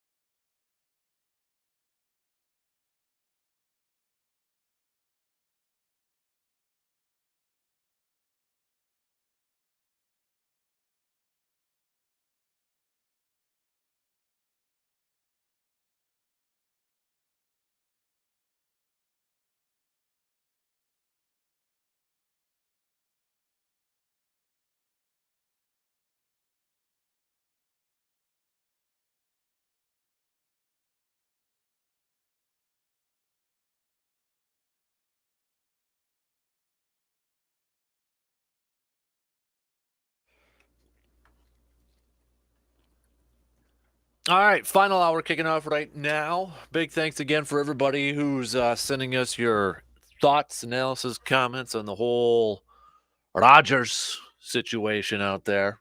If I didn't get to yours, it's because we've had quite a few coming through, so I'm not ignoring you. We'll hopefully catch up on all of them a little bit later on here. But keep them coming. You can hit us up with a text, 715-830-1912, or Twitter, Facebook, video streaming, and all that good stuff there too. So, but that's the one thing nice. We don't know the exact answer, right, Lucas? That's why we banter about it. We'll never know. We'll never know. Nobody's right or wrong. Everybody's got a thought. So send it on over. It's a beautiful mystery. So Luke can yell at you. So. Yes, I will. Somebody had mentioned about drop passes, which got me down. I'm like, I'm kind of curious, like, which team led the league in the most drop passes this year? What if I told you that 6 of the top 7 teams in terms of the most drop passes this year all made the playoffs? Huh. The one team that did not, the Green Bay Packers. The 2 teams that had led the league in most drop passes, Buccaneers and Jaguars, 29 apiece. Then it was the Bills, Dolphins, Giants, Packers tied at 27, and then the Chiefs, 26. So 6 of the top 7 made the postseason. And of those teams, I think really the Bills and Chiefs are the only wow teams in that batch. And there you could, if you want to try to explain this further, Chiefs, rookie receivers / new receivers. True, yeah. MVS is over there. You got Juju Smith-Schuster. Right. Yep. So the chemistry with Patrick Mahomes, but that's never been a controversy. Right. And the Bills, Josh Allen, whatever is happening to Josh Allen this year might be the reason. So there are, before it becomes one of those, you need to drop a lot of passes to make the playoffs. Boy. And I think a lot of it, though, too, we could break it down. I don't want to right now because I just don't. But, attempts. We know that Tampa Bay threw the ball an awful lot this year. Yes. More than what they should have with Tom Brady. It's a little bit like the meme, the GIF with the guy doing the thinking thing. Hey, you can't drop a lot of passes if you're not throwing the ball a lot. Hey. Yeah. But so I looked it up individually just really quick. So there's a few tied with the most. The most by an individual player was 7 drop passes this year. And again, NFL's got different ways of how they evaluate drop passes. Jamar Chase is tied for first. Travis Kelce is tied for first. 2 pretty good players, right? That's 7. The highest, actually, the Bills right now. Davis has 7. I think their number 2 receiver, and Stephon Diggs has 6. So they're top 2 receivers in the top there. The Packer with the most drops, Romeo Doubs, 6. And then you got to go to Alan Lazard, who also had 6. Christian Watson is not on this first page. It only goes, I think, the top 25, but he had fewer than 5, it looks like. Ironic considering he has maybe, at least in Wisconsin, at least in the upper Midwest, the best known dropped pass of He's the got season. 4, it says here. So 4. But funny how that works. Yeah. Yeah, I guess you can really feel, we'll break it down to the most impactful one. I will say this about Christian Watson, though. Towards the end of the season, you want to talk about trust? There was a lot of throws that Aaron was throwing to him in tight coverage and double coverage that showed a lot of trust in a rookie wide receiver. Yes. And Christian Watson was rewarding him, too, with some great catches. He was. I mean, so that was a real bright spot on this season. I will say that, since we're talking about trust, I think that displayed, at least since that Cowboys game and on, there were some ridiculous throws that Aaron was throwing to a rookie that he never would have in the past, because I think he got a lot of trust in him. I suppose you could then extend this to, well, is he going to over-trust him and start throwing him all the time to Devontae next year? I mean, maybe, I guess, but I think you want that. Would you, last week when I did would you rather have Correa on your team or not? Would you rather have Devontae Adams on this team or not? Yeah, right. Absolutely. Yeah. You still would, even if he's throwing you, of course. So would you want to have Christian Watson be the guy next year? I mean, unless you can somehow get someone even better, good luck. Yeah, of course you would want to have Christian Watson get that, even if maybe it becomes a bit of a security blanket. Look at what Christian Watson's been able to do since he came back from the injuries.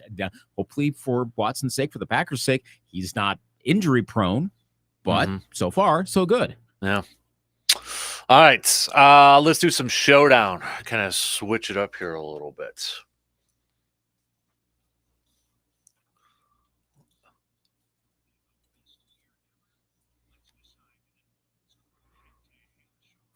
All right, so the years we got 1979 and 2002, right? Let's start Yes. it off with some sports. 1979 Super Bowl. That was when the Steelers defeated the Dallas Cowboys 35-31. It was a very good game. Yeah. Terry Bradshaw was your game MVP in that. The Alabama Crimson Tide defeated the Penn State Nittany Lions 14-7 to claim the AP Poll National Championship. Packers sucked that year. Vikings sucked that year. We got Willie Mays went to the Hall of Fame that year. Oh, it was Disco Demolition Night at Comiskey Park that year, July 12th. Remember that? Yes, I do. Yeah, you would. I wouldn't. I was alive. I don't remember like being a kid going like, "Woo, Mm-hmm. die disco!" No, definitely not.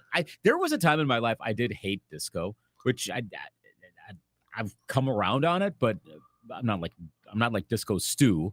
Simpsons reference for those that don't know. I couldn't stand it when I was much younger, but at the time I was one. I had no clue what disco, baseball, whatever that was. Yeah. But that was.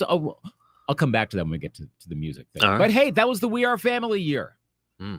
which extends to the World Series. Yeah, Pirates over the Orioles. That was another solid series, and that come from behind that Down 3-1. I know that just doesn't happen all that often Mm-hmm. in baseball. I think one of the more prominent of recent occurrences was Cubs Cleveland back in 2016. But yeah, the We Are Family Pirates. That was that last championship thus far for Pittsburgh. Yeah. This was a fantastic year for basketball too. In the NCAA, you had Michigan State over Indiana State, but that was the Magic Johnson versus Larry Bird. Yes. Game right there. And then, of course, the draft and all that. But yeah, was that the last time Indiana State was relevant? Probably too. I think so. Yeah, I like every so often they'll make the tournament, Mm-hmm. but that was the last big time with Indiana State. Mm-hmm. But could we say that game started what became March Madness? I would say so. I think it's so cool to see Magic Johnson and Larry Bird, who, let's say like in 2023, if these guys were coming, they would have been pitted as rivals, right? Like, oh, they hate each other sort of thing, Yeah. These guys are like BFFs for crying out loud. Yeah. They had some great games on the court, college, obviously, but then Boston Lakers. I mean, come on, could that have worked out any better with those two? But, they had some battles, but you never hear a bad thing about one another come from one of those guys. No. Nothing. The game respect game. Yeah. That's totally what happened there. Mm-hmm. Very, very talented, very, very good. They were one of the two that helped propel the NBA or save the NBA or get it back up. And then Jordan kind of, came obviously a few years after that and helped save it again, sort of thing. I think their reputation has helped just a little bit because they played each other in the championship game. Yeah. It's not a massive part of it, because if you ask real casual fan, who are the two teams that they played for in 79? Most won't be able to name them. No. You see Magic with Michigan State in the crowd once in a while. Yeah. But I don't know how many people would be able to tell you just casual, well, which college did Larry Bird take to the national championship? Well, he's from Indiana, so it's got to be the Hoosiers, right? Right. No, Indiana State. So. But yeah, that was a very and again pretty solid game. Michigan State had the advantage throughout, but another again influential game. Mm-hmm. Definitely. Way to put it. Do we got what else do we? What do we got on here for Fuzzy Zeller? Oh, the Masters. Masters, yep, on there. Ice hockey. What do we? We're still in Canadiens territory. Yep, Montreal defeated the Rangers that year. Bjorn Borg won Wimbledon and the French Open. John McEnroe took the U.S. Open. What year was it that he flipped out? That was 81. 81. Okay. You've got to be kidding. That was Yeah. 81, Okay. I believe. Gotcha. Tracy Austin won the U.S. Open, youngest U.S. Open champion at the age of 16, 8 months and 28 days, defeating four-time champion Chris Evert. Can you imagine a 16-year-old? That'd be like me as a 16-year-old, like golfing against, I won't say Tiger because that's just ridiculous, but like, I don't know, maybe a Phil Mickelson or something. And like At 16, I'd have peed my pants. I'm imagining when I was 16 years, 8 months old, and I'm in January of my junior year. I mean, high school. Show choir was pretty cool. Still doing my paper route because that was pretty fun. Yeah, cool. I was definitely not winning the U.S. Open. Yeah, I would have been. So that would have been like 2002 for me. So I guess maybe like David Duvall or something at that time when he was good, somewhere around there. But wow, that's insane. Anything else for? That's the big. That's about stuff it for 79. So 2002. Well, the reign of Patriots dynasty began. Yes. The Patriots defeating the Rams in the Super Bowl 20-17. Adam Vinatieri. Hey, maybe the Cowboys might want to pick up Adam Vinatieri for this weekend. Yeah. Yeah, that was number one right there. Miami over Nebraska to win the college football national championship. Packers made the playoffs that year. That was the year, though, too. Didn't Favre throw 7 interceptions or 6 interceptions against the Rams in the postseason, I think? In January, yeah. Then at the end of the 01 postseason. Yeah, I remember watching that game like, oh. Yeah, it was like 6 or 7 interceptions he threw. Yeah. He trusted a lot there. Boy, I remember watching that one. True. It's not great. No. How about basketball? The Lakers sweeping the Nets. Oh gosh, I remember watching that one. Yeah. That was the Jason Kidd and Jason Williams. Yeah, the other Jason Williams, not to be confused with Jason Williams. Richard Jefferson. Yes, on there too. But yeah, that was. I remember that. Yeah, it wasn't that great. No, it wasn't. But unless you were a Lakers and Shaq fan, I was a Shaq fan. So yeah. One shining moment. That one of the pinnacle Nanceisms. Juan Dixon and the Terps. Yeah. Maryland. Hearing that. Right? Yep. I mean, they were pretty good back then. Mm-hmm. Gary Williams. Steve Francis played for Maryland. Stevie Franchise. Yep. Yeah. And that was the year that Indiana, Mike Davis had taken over as coach from Bob Knight. Bob Knight, yeah. And then took him all the way to the title game. Yep. Huh. I remember that. That's what I was trying to think of the other day. I think me and Brandon were trying to figure out what game that was, but it was Maryland. Okay. Yep. Weird how that comes back. So yes, we had Winter Olympics that year again. A winter versus a or Olympic year versus a non-Olympic year, but that was the Salt Lake City Games. Yep. Remember Sarah Hughes did really well in figure skating because they would always show that clip of hers when NBC starts their primetime coverage. And for the longest time, they would close, like, you know how they show like quick highlight embedded in the graphics right before they throw up the rings and then cut to Costas or whomever's in the studio. And it would end on their Winter Olympic coverage with that shot of, I don't know, always remember it, when Sarah Hughes wrapped up her final skate and like this massive smile goes across her face when she realized like she just nailed it and won the gold. And like that, NBC stuck with that. That's like one of those like, oh, athlete moments. And that was athlete moments. Yeah. And I remember watching, like I dove all in on that Winter Olympics, whereas the 98 ones in Nagano, like, I think again, because I didn't really have a TV. 02, maybe because it was Salt Lake City. So it was America. So you didn't have the time difference, but I was watching a lot. That I think was the first year that I got into curling. Okay. Because I was starting to see that. I'm like, all right, how does this work? And I was fascinated by that. So yeah, the Winter Olympics were that year. Regular hockey. Let's see who won that year. That was the Red Wings over Carolina. Pete Sampras won his last major, the U.S. Open that year, 2002. Gopher men's hockey won the national championship. That you talk about a fun game. That they tied it. That was, and then we're playing it at the XL Energy Center, and I remember they tied it up like right at the last minute, last second almost, and then won it in overtime. That was a fun, stressful game. That was probably one of the first stressful hockey games I remember watching. It was the first time when I really started to understand the whole, and I'd watched hockey before, but this was the first time where I'm like, wow, one goal can change all of this. So we all know why playoff hockey is so fun. That game did it for me, the 02 national championship. Tiger won a couple majors, weird, 2002. So, you know. Serena won 3. Yeah. In the Grand Slam. Jennifer Capriati with the 4th. Martina Navratilova won Wimbledon.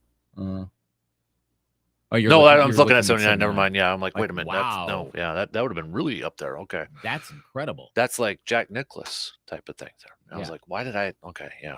Nope. And baseball, there was the almost strike, lockout, whatever that was. 2002 was, speaking of golf really quick, the Annika Sorenstam year too. She was just dominant. Oh, that's right. Yes. I remember going to a Twins-Mariners game in August of 2002 thinking, because this was like a day or two before that strike was supposed to happen, which got averted at the last second. But there was still talk of contracting the Twins. And I remember going, I might be going to the last Twins game ever. Or one of the last, maybe the second to last Twins game ever. Like I made a point to go to that Twins-Mariners game in August of 92. August of 2002. Because you didn't know for sure. If there had been a work stoppage, there's a decent chance the Twins would have been contracted. I know there was a legal thing that stopped it in the prior offseason, but that was still a possibility until they got labor peace. Weird to think contraction was still a possibility. Yeah, no kidding. All right. Do you have a pick? Well, let's see. I think it's kind of close. It is. Like, there's not an obvious one. 79 probably has more cultural cachet because of the national championship game. If you're talking like big highlights, like World Series wise, they were both 7 gamers. They're both fun. Angels, Giants. For those that don't remember, the Giants collapsed in Game 6. Remember those thunder sticks? That was when we first discovered those. Yep. Barry Bonds in the World Series. Side note, I just saw a photo from not that long ago. Someone posted it on Twitter minutes ago. When he was with Willie McCovey and Willie Mays and Barry Bonds, that one? Oh, okay. Barry Bonds, not that long ago with Ken Griffey Jr. Guess whose head is bigger? Griffey. Yeah. But Barry Bonds does not have that big of a head. And I know Griffey's put on weight. But he's fine. He's not as super skinny as he was in his earlier playing days. Bonds isn't that big either. Things that make you go, Just water weight. That cream's got a big water percentage. See, that's a close one. Super Bowls, again, really close. Though I think there's more cultural cachet from the Patriots one. More people remember that and everything that was involved with 9/11 and U2 and what are the Patriots doing? I mean, my gosh, that was the year of the oh, come on. The Tuck Rule game. Oh, yeah. That was in January. That's right. Against the Raiders. Yep. Last game at Old Foxborough Stadium. Yep. In the snow. I know my voting if you want to know. I think I'm gonna go with 2002. That's where I was going. Yeah. So yep. So 2002 takes sports. How about music? Musically. Can we get like a disco beat going underneath this? Oh boy. Though ironically, the number one song of the year, and again, this may have been a bit of the disco backlash. My Sharona. Nice. Very not disco. But Donna Summer was all over the charts. Hot Stuff, Bad Girls. Auntie had Heart of Glass. It came out the year before, but still, big hit. YMCA was a big hit in 79. Good Lord. Wow. I Will Survive was a big hit in 79. Do You Think I'm Sexy was a big hit in 79.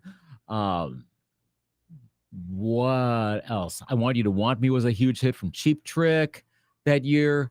Did I mention there was a lot of disco? I mean, there's some good ones. Devil Went Down to Georgia came out in 79. Oh, that settles it right there. Come on. I got to see Charlie Daniels in one of it when he was at one of the local fests here. Yeah, he was at Country Jam not that long ago. Yep. Side note, did you see the Dustin Lynch video? I did not. I know it was at Country Jam. Yeah, the one where he was filming a video last summer, just premiered like 4 or 5 days ago.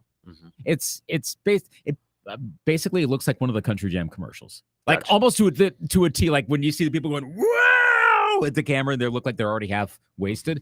It looks like one of those Country Jam commercials where like party time. It captures it perfectly. It's actually pretty fun to watch. So go check that out. It's called Stars Like Confetti. So anyway, back to 1979. What else? Sultans of Swing was a big hit from Dire Straits. I mean, there are some good ones in there. Album wise, London Calling from The Clash, Highway to Hell from AC/DC, Breakfast in America from Supertramp, Damn the Torpedoes from Tom Petty and the Heartbreakers. I'm going to see if there's one album you name. I'm going to see if I can school you in one. From 79? Mm-hmm. Wow. Yep. Is this like a really good album? For me. Oh, okay. Off the Wall from Michael Jackson. That's not. Well, I was not going to predict that one. The Long Run, Eagles. Shout out to our sister station Wax 104.5 and the morning show host Alex Edwards. Van Halen 2 came out that year. Man, I don't know. What is it? The Rocky 2 soundtrack, man. Come on. Oh, boy. So you already know one movie for 79. So. Yeah, pretty good one. So, okay, a lot of good albums and some memorable songs. Song-wise in 02, let's see. Ashanti. My summer jam memory that I told, what was it, last week? Yeah, a couple weeks ago, yeah. Foolish was the number 2 hit of the year. Hot in Here. Dilemma, speaking of Nelly. All I think about is you. What else? Vanessa Carlton, 1,000 Miles. Okay, that's one of those when it comes on the radio. I don't care who you are. You jam out to it. You turn it up a little bit. Yeah, you gotta start playing piano along. Well, I mean, you play the air piano with that. And then you play the piano while you're driving because that's what Vanessa Carlton was doing in the video. Hey, that was the year we first knew who Avril Lavigne was. Nice. Complicated was her first hit that year. Chill out. What you yelling for? Oh, gosh. Lay back. It's all been She's done got a hit before. right now. Yeah, I know. Like it's our sister station, 994 is playing it right now. Maybe not literally right now. Usher still had some hits that year off of his 01 album. Oh, what else that year? Eminem had 8 Mile. We're getting to the movies, but so Lose Yourself came out. That's that year. Oh, American Idol. Kelly Clarkson. Oh God. A moment like this. I still remember that I was doing an overnight shift like the night that she won, and the song was released, and it was one of those like, oh, we gotta play this at like 11 o'clock on a Saturday night or whatever it was, and we gotta play this song. Like we're playing that immediately. Like get it on the air because it was a big deal. Like here's Kelly Clarkson, the new American Idol. What is this thing? Let's see. What else? Album-wise, again, it's not as great. Like the Eminem show came out that year. Oh, wow. Album-wise, it's just not that great. All right, so what's your pick? Come Away With Me, Norah Jones came out that year. Songs About Jane from Maroon 5. Back when Maroon 5 was a band and not Adam Levine front project. Just seeing those two kind of bumped up 02. But I'm going to take 1979 for music. Right, so it's going to get decided by the movies. Yes. Let's jump into it. I'm going to do a little reverse. I'm going to go start with the 2002 movies here. Okay. So, because I have a lot of these on DVD because this was during my heyday of collecting DVDs. The Mothman Prophecies. Come on, Richard Gere talking about the Mothman. I have that on DVD. Yes, sir, I do. Last time you watched it? Oh, it was just on TV the other night, but I didn't watch it. So I don't Last time you watched the DVD? Oh, man. Who watches DVDs anymore? Ah, interesting point. I still have all mine though, but so just don't need to watch it. Don't need to watch it. National Lampoon's Van Wilder. Yes. Ryan Reynolds. We got Blade 2 was on there. We got Austin Powers and Goldmember for that year. Blue Crush. I remember that was kind of a big deal. My favorite war movie, We Were Soldiers, with Mel Gibson and Sam Elliott. Yes. That's probably my favorite war movie of all time. We've got Ice Age if you're a kiddo. My wife's favorite movie, Sweet Home Alabama, was under The Ring. If you're into horror stuff on there. Star Wars Episode 2, Attack of the Clones. Never seen it. Yeah, it's probably I mean, if there's one Star Wars movie that you could probably skip, I guess it's probably that one. Signs, if you like your alien movies, there's some creepy parts in it. I went to the theater to watch that one. Mel Gibson. If you like your M. Night Shyamalan movies. Road to Perdition, Tom Hanks on there. 8 Mile, as you had already mentioned a little bit earlier. We've got Gangs of New York, solid movie. Leonardo DiCaprio, Daniel Day-Lewis. Catch Me If You Can. Minority Report, Spider-Man with Tobey Maguire. And then Harry Potter and the Chamber of Secrets and Lord of the Rings, The Two Towers. There's some others in there, too. Like Born Identity was that year. No, that's right. Yep. Chicago. And if you like your musical ones. And that one went over really well. Some of All Fears was that year. Walk to Remember, Die Another Day. That was the Halle Berry Bond movie. My Big Fat Greek Wedding. I mean, that's had some cultural cachet to it. So, okay, there's a lot there. Yeah. 79. 79. So let me scroll down here a little bit because actually we've got a little depth to 1979 here. Believe it or not, we've got some depth to this one. It's good. Well, movies were starting to get a little better by this point, right? Like across the board. Exactly. So just kind of some of them out here. You've got the Amityville Horror, the original one. It's been remade a couple times and that sort of thing. You've got Star Trek, the motion picture. Come on. William Shatner, Leonard Nimoy. Not Khan, I get it, but it's not the Wrath of Khan, but it's the first one. Right. Escape from Alcatraz with Clint Eastwood is on there. You got The Jerk with Steve Martin. Probably what he's mostly known for, or one of the most things. Mad Max with Mel Gibson. Alien with Sigourney Weaver. Oh, boy. Apocalypse Now. Oh, boy. And then, of course, Rocky 2, which is the most underrated Rocky movie of all time. We've got the Rocky 2 cardboard cutout in the studio. Yes. Meatballs. Bill Murray was out there. Not your Spaceballs, but no, but Meatballs still solid. 10 came out that year. North Dallas 40. A lot of people like that for their favorite football movie of all time. Being There, another one of those kind of underrated movies, but Being There, solid movie. The original When a Stranger Calls was out there. Manhattan, Woody Allen movie. Let's see. The Muppet movie was that year. Yep. What was one of the other ones I saw? Norma Ray was that year. What else? The China Syndrome. Talk about a dramatic movie. And the timing of it coming out right like around the time of the 3 Mile Island disaster. Like, whoa. That movie gets pretty tense too. Yeah. All right. Oh boy. I think I got my pick, although it's really close. Oh boy. Gosh, there's some good ones in that year. And some really good ones in 02 as well. I am going to take 79 for movies. That's where I'm going too, man. Yeah. So 79 moves on in our Showdown Bracket Challenge. Well, hey, and how many years have a Smashing Pumpkins hit named after them? I'm just saying. Yeah. 1979. Rocky 2 did it for me. Come on. Who still doesn't get anxious in that last fight scene? Have you seen Rocky 2? Yeah, remember I watched all the Rockies? Oh, that's right, yeah. Who still doesn't get anxious when Apollo and Rocky both fall to the mat? And who doesn't still yell at the TV, even though we know how it ends? Get your blanket up. Get up. Get up, man. And then he wins it. Yo, Adrian, I did it. Come on. How is Rocky 2 not more beloved? You still doing that at home? What? You're still yelling at the TV? Yeah, I do. I still get my nerves. Still get I get a little butterflies in the tummy when they both fall down there. Last time you watched that movie? Oh, probably a couple weeks ago. Wow. That's a movie. If it's on, I will watch. How frequently do you watch Rocky movies? It depends which one. 2. And we're not counting Rocky 5, obviously. No. So like the really good ones, especially. 2, 4, and sometimes 3. Not the original? No. Really? I mean, once in a while, but that's not like, okay, I'm going to stop on that one.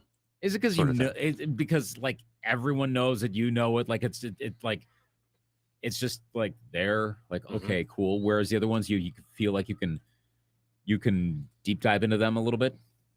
Yeah. Huh. The Rocky 2 soundtrack, that opens up with him going in, the hospital in the ambulance. Da da da da da da da da. Oh yeah, come on. And then, come on, one of the most iconic cinematic movie scenes of all time. There's one thing I want you to do for me. Come here. Win. Adrian's on her hospital bed. Win. Mickey freaks out. That's what motivates Rocky to, start training more focused and all that. Yep. Was this the one? I'm blanking because it's been a little bit since I've watched those. Is this the one with the meat locker, or was that? That was in the first one. Okay. Yeah. That's But this second one is the famous running scene too, with all the kids behind him. Yeah. Yes. Yeah, that helps push this up. So okay. Yep. 79 wins. Interesting. 79 wins. I don't know what you talk about, Surveyor. How can you nerd out about Star Trek but not Star Wars? I didn't nerd out about Star Trek. Oh, you can nerd out about one and not nerd about the other one. I don't have a preference either way. I just know Wrath of Khan because who hasn't watched Wrath of Khan? I don't think I've watched all of Wrath of Khan, actually. What? But remember, I'm a Star Wars person. Yeah. I'm not a Star Trek. I'm not anti-Star Trek. I'm a Star Wars person. Everybody knows Wrath of Khan. Well, yeah. Khan! Yeah. Especially all the Khan references when David Khan was the Timberwolves general manager. And then, not to ruin it, but, Spock dies and gets sent out in that sunglasses case. We know about that. Yeah. That's not a spoiler alert. Yeah. So it's a pretty solid spoiler, but everyone knows that. Mm-hmm. Yeah. All right.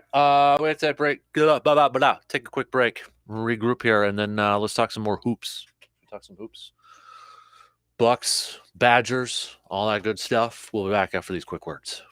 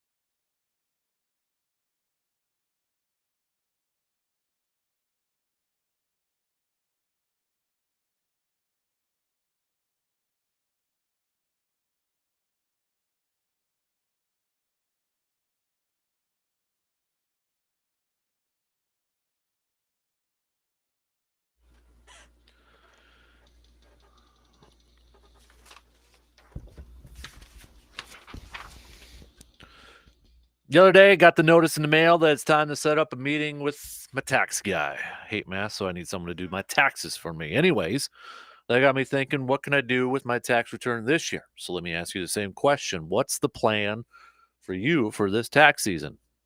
Well, maybe it's time to think about using that tax return of yours on a new floor from Carpet City Flooring Center in Eau Claire. Chances are there is a floor in your home that probably needs an upgrade. Living room, have all that wear and tear, even some stains on the corners from over years of abuse. Sure, they're good memories, but it probably looks pretty awful too. Kitchen floor need an update. That's where my wife wants to get a new floor put in. Or hey, maybe even the rec room or the man cave. Whatever room needs that update in flooring, you only need to visit one place for all of your flooring needs, and that's Wisconsin's premier flooring store, Carpet City Flooring Center, right here in Eau Claire. Just stop on in at Carpet City Flooring Center and take a look at all the different selections of flooring they have. And if you have any questions, their team is so incredibly helpful. They'll help answer any of the questions you may have. So put that tax return to good use and get that new floor from Carpet City Flooring Center in Eau Claire.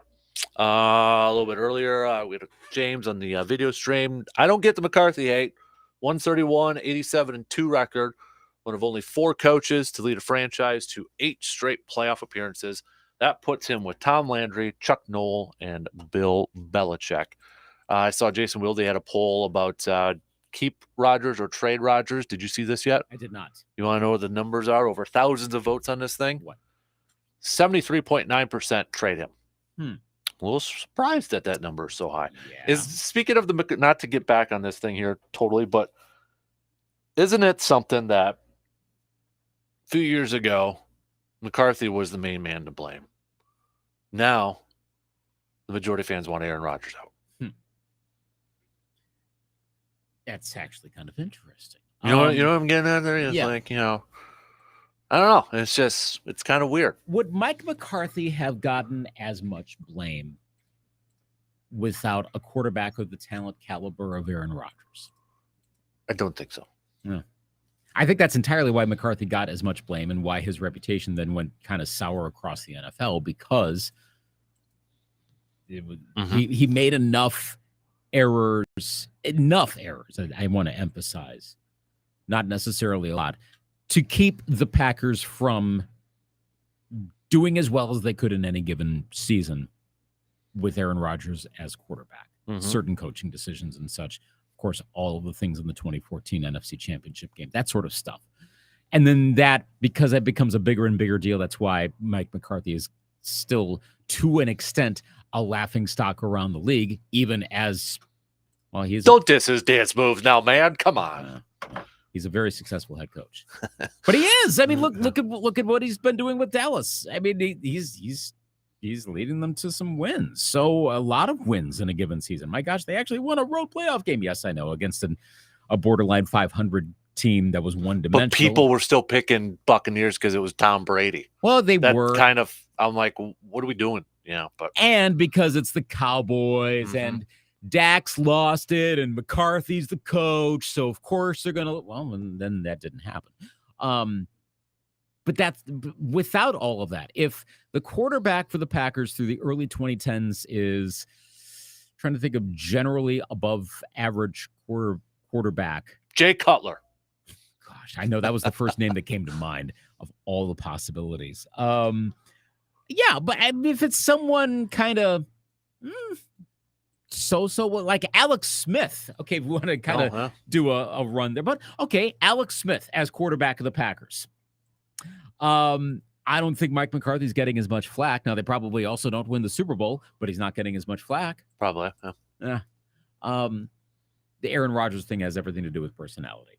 Yeah. I think we've inflated some of McCarthy's personalities traits into, gosh, this guy is just, what is going on? Like, again, the highly successful head coach. And the funny thing is, though, Luke, Mike McCarthy had a personality that fits Green Bay, doesn't it? It does. Like that, when I was talking about the whole Holmgren versus McCarthy thing, I didn't really want to, as I'm thinking about this, I'm like, well, I don't really want to go in too much on McCarthy because, again, maybe because he doesn't seem too jovial, whereas like Andy Reid's jovial, right? Because he's cheeseburger loving kind of guy and does the State Farm commercial, which is actually pretty funny. But Holmgren always seemed relaxed.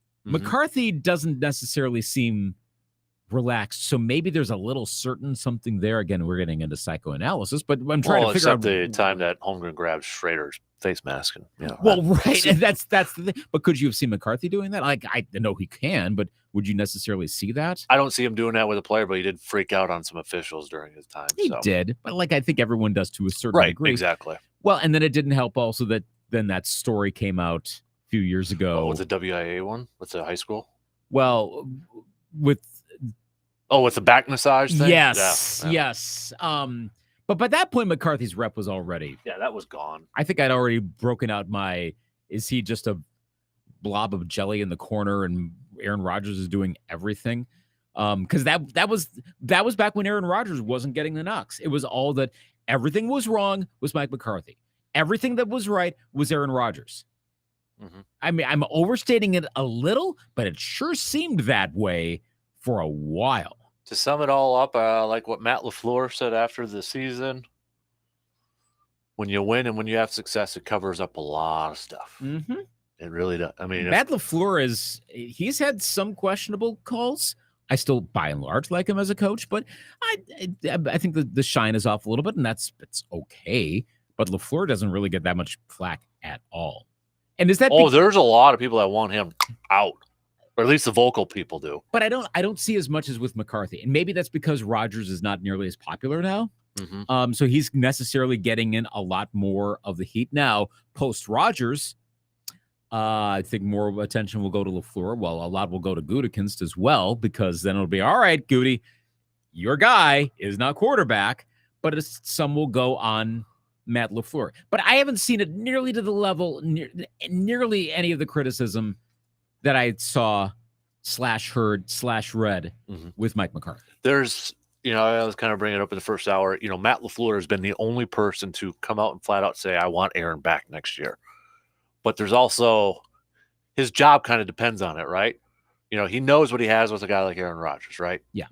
Whereas, we played the clip with Goody from his presser last week. That was the first question he got, and he kind of danced around it, saying, well, it's up to Aaron and all that. And once he decides that, we'll figure out. And Aaron kind of danced around it too. He's like, well, they got to, it's this back and forth sort of game where, Matt LaFleur, again, I feel like is stuck in the middle. Like, I want that guy back because he probably helps me better win some games and keeps my job at this point. I think that it helps LaFleur's rep also for that reason. Like, yeah, let's just go win. He does. Matt LaFleur doesn't seem to insert himself into the conversation.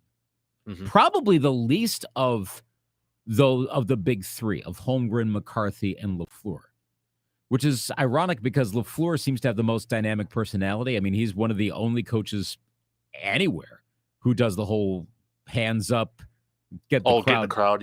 Yeah, which I love seeing that. It was actually kind of cool picking that out when I was at the Packer game in November against the Titans, and I looked down from way up across the field, and you could see him doing it down there. Like you can tell when LaFleur's out there. Mm-hmm. But what has Matt LaFleur said that's controversial? Like anything? Has he said anything that's really like, wow, he hasn't. I don't think so. Nothing comes to my mind. So, I mean, that kind of tells you, right? Right. I think that has earned him some leeway as well.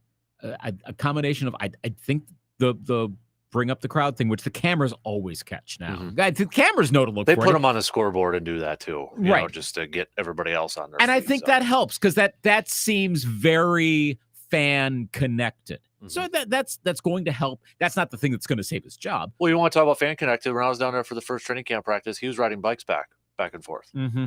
I can't remember a coach doing that. Yeah. So I mean, unless also helps he's younger, but yeah. So unless the team falls apart, it's that sort of stuff that's helping him. Mm-hmm. Even though there's warranted criticism, there's coaching, there are plenty of coaching decisions, and I don't know. But by and large, I think you'd still rather have Matt LaFleur than someone else right now. Sean Payton's available. I know that. Okay.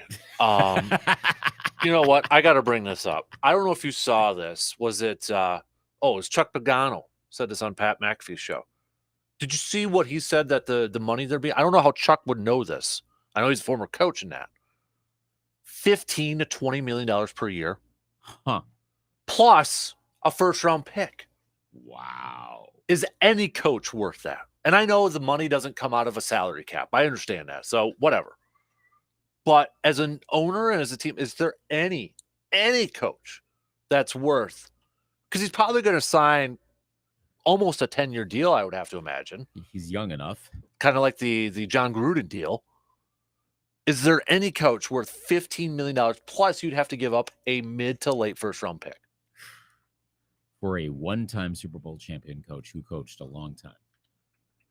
I mean, I'm doing a stat thing. I know. Hey, I'm with you on that, man. I'll say it. I think Sean Payton tends to get a little over glamored. Yeah, he's won as many Super Bowls as Mike McCarthy has. Mm-hmm. The records, aren't they somewhat pretty darn similar? Yeah, but one is the worst coach ever, and the other is apparently somewhere below Lombardi or Walsh. Yeah. Look, Sean Payton would be a get. Like, if Sean Payton were available without all of those strings attached, would you take Sean Payton today if it were like a reasonable sort of, hey, fire LaFleur, bring in Sean Payton? Would you take him? At a reasonable amount, not with all of those ties to it. Probably. Yeah, because I think there's something that comes along with bringing a guy like Sean Payton. Like, okay, you bring some credibility. You kind of you have a little bit of a known commodity, right? He's an offensive guy. He's probably going to build a very good staff, although he did struggle for a while. Let's not forget to find a defensive coordinator too. I mean, it was the Rob Ryan and then a couple other. I mean, he was switching defense coordinators every year. Some of those Saints defenses were not good. No. So I think that was that stretch 3 years in a row. He went 7-9. Yeah. Also, he was getting into the Jeff Fisher territory. Mm-hmm. Yeah. So, I mean, I think there's a little bit more that, yeah. And I'm not trying to down. I think Sean Payton's a good coach in that, but there's also, yeah. If all things were equal, I'd be good with that because I think there does bring in, and he's going to bring in an all-star, quote unquote, all-star coaching staff, right? Mm-hmm. Like, what's the rumor? Oh, he's going to bring Vic Fangio with him or something like that. Yeah, I think there's a little bit to that too, and there's probably a little bit more of a like, okay, we got to make sure we actually go all in because, well, he's going to be 60. He's not like he's one of the younger coaches out there. No. Like, I'd probably take him for the Vikings. I mean, as much as I think O'Connell's got a lot of potential, I don't think it was quite as optimized this year as I was hoping for, but I'd still rather have O'Connell than Zimmer. I would take Sean Payton. I think most fan bases would take Sean Payton in a general sense. I don't know that I'd spend that much, but like it's kind of tempting, the notion of bringing in a Super Bowl winning quarterback or a coach, regardless of if it's just one. He did win a Super Bowl. He did keep the team really competitive. I'm surprised. I mean, okay, I'll ask you this, Lucas. Mm-hmm. The year he won Super Bowl, though, in that game that he had to win to get there. Yeah. I mean, does that, because you are a Vikings fan. Yeah, so I gotta ask, thanks for the reminder on that. Yeah. I mean, I put more on, who was that? Said Greg Williams. Yeah, Greg Williams. I put more on him. I think he went a little roguish. I don't think that was all Payton. I mean, because the Saints have gotten a pretty bad rap over that. It wasn't just like poor Viking fans are mad. No, like the Saints were viewed as being like excessively brutish. Mm-hmm. And Greg Williams while he's gotten jobs since then, it's always like, oh man, they hired Greg Williams. But Payton has gotten past that. And I would think there was enough investigating involved. Like it became a genuine scandal, the whole Boundigate thing, that I would think if Payton had more involvement with it than what we know, that there would be enough NFL insiders be like, yeah, there are a lot of teams that just they don't want what that. There are others that are involved and it sticks to them, and it didn't stick with Sean Payton. Now, maybe some of that's also his personality. By a lot of accounts, he gets along really well with a lot of people. That can help a lot, just being a likable guy. But I'm giving Payton a little bit more of the benefit of the doubt too, because I figured there would be something more there. Now, if Greg Williams were available to be like defensive coordinator, I don't care how great he makes the deep. I don't want him associated with the Vikings. Period. because of what happened in that game, but also his general rep. I don't know. Don't come anywhere close. I don't think Peyton likes your Vikings either. Remember the Minneapolis Miracle? He was mocking your skull clap, and then of course we know what happened after that. So yeah, well, that's the thing. You can't really mock that anymore. But he would get over that fast. And again, it doesn't, unless it's someone with a really bad character, something like that. Viking fans will take just about anyone to win a Super Bowl. We'll take Sean Payton, of course. And there are a good number of Viking fans who would consider that a bit of a payback to the Saints, a little bit. I mean, it's not. Come on, it isn't. But we'll take that. Anything to get that Lombardi trophy, provided you're not selling out your soul for someone like a Deshaun Watson quarterback kind of thing, or a Greg Williams or someone like that, where you're like, ooh, you have to take a shower after every game. You can't really root for them. But that gets back to the whole thing with Peyton. I think he's good enough that a lot of teams would be interested. Well, the Cowboys were interested in McCarthy, and he's comparable. Yeah. Well, and he's one win away from the first NFC Championship game since the 90s. Wow, look at that. I have both their records up here. Obviously, McCarthy's got 19 years in, and if Peyton's got 15, got the suspended year in there too, so that's not factored in there. But 16 total years. 16 total years for McCarthy, 15 for Peyton. Obviously, McCarthy didn't coach a year, and then Peyton didn't coach a year and suspended, so there's the year gap. But they both came in at 2006. We all know that. Yeah. Peyton's got a win percentage of a 631 in a regular season, 152 wins. Playoffs, he's 9-8 in 17 games. Mike McCarthy has a 614 winning percentage, 155 wins. His playoff record, slightly better, 11-9 in 20 games with a 550 win percentage. So very, very similar. Both have had only four losing seasons, like under 500. And 2008, that for McCarthy was, first year with Rodgers. His first year in a job was 8-8. Then he had the 7-9 year, 2017. Then 2018, the year he was fired for, 7-1. And then his first year with Dallas, when Dak Prescott went down, 6-10. Sean Payton's that 14, 15, and 16 run of 7-9, and then his second year he was also 7-9. So, and yet Sean Payton is so much better. 15 to 20 million. Holy crap! Yeah. I think Payton probably is. Probably a better coach than Mike McCarthy. Like if I just had to, if I, all things being equal, I would take Payton. I will say this: I think Payton adjusts more with his offensive game plans than what McCarthy did. Yeah, and that was a genuine problem with Mike McCarthy towards the end of his Green Bay tenure. And I think we've seen some, as much as he went all analytics and everything, I think we've seen some of that with the Cowboys as well. A lack of adjustment at times. That's a genuine knock on Mike McCarthy. He's had a lot of talent around him. Yes, he's had Favre, Rodgers, Prescott. Hey, don't diss Matt Flynn, man. Flynn it to win it. Yep. But Sean Payton had Drew Brees pretty much the entire time.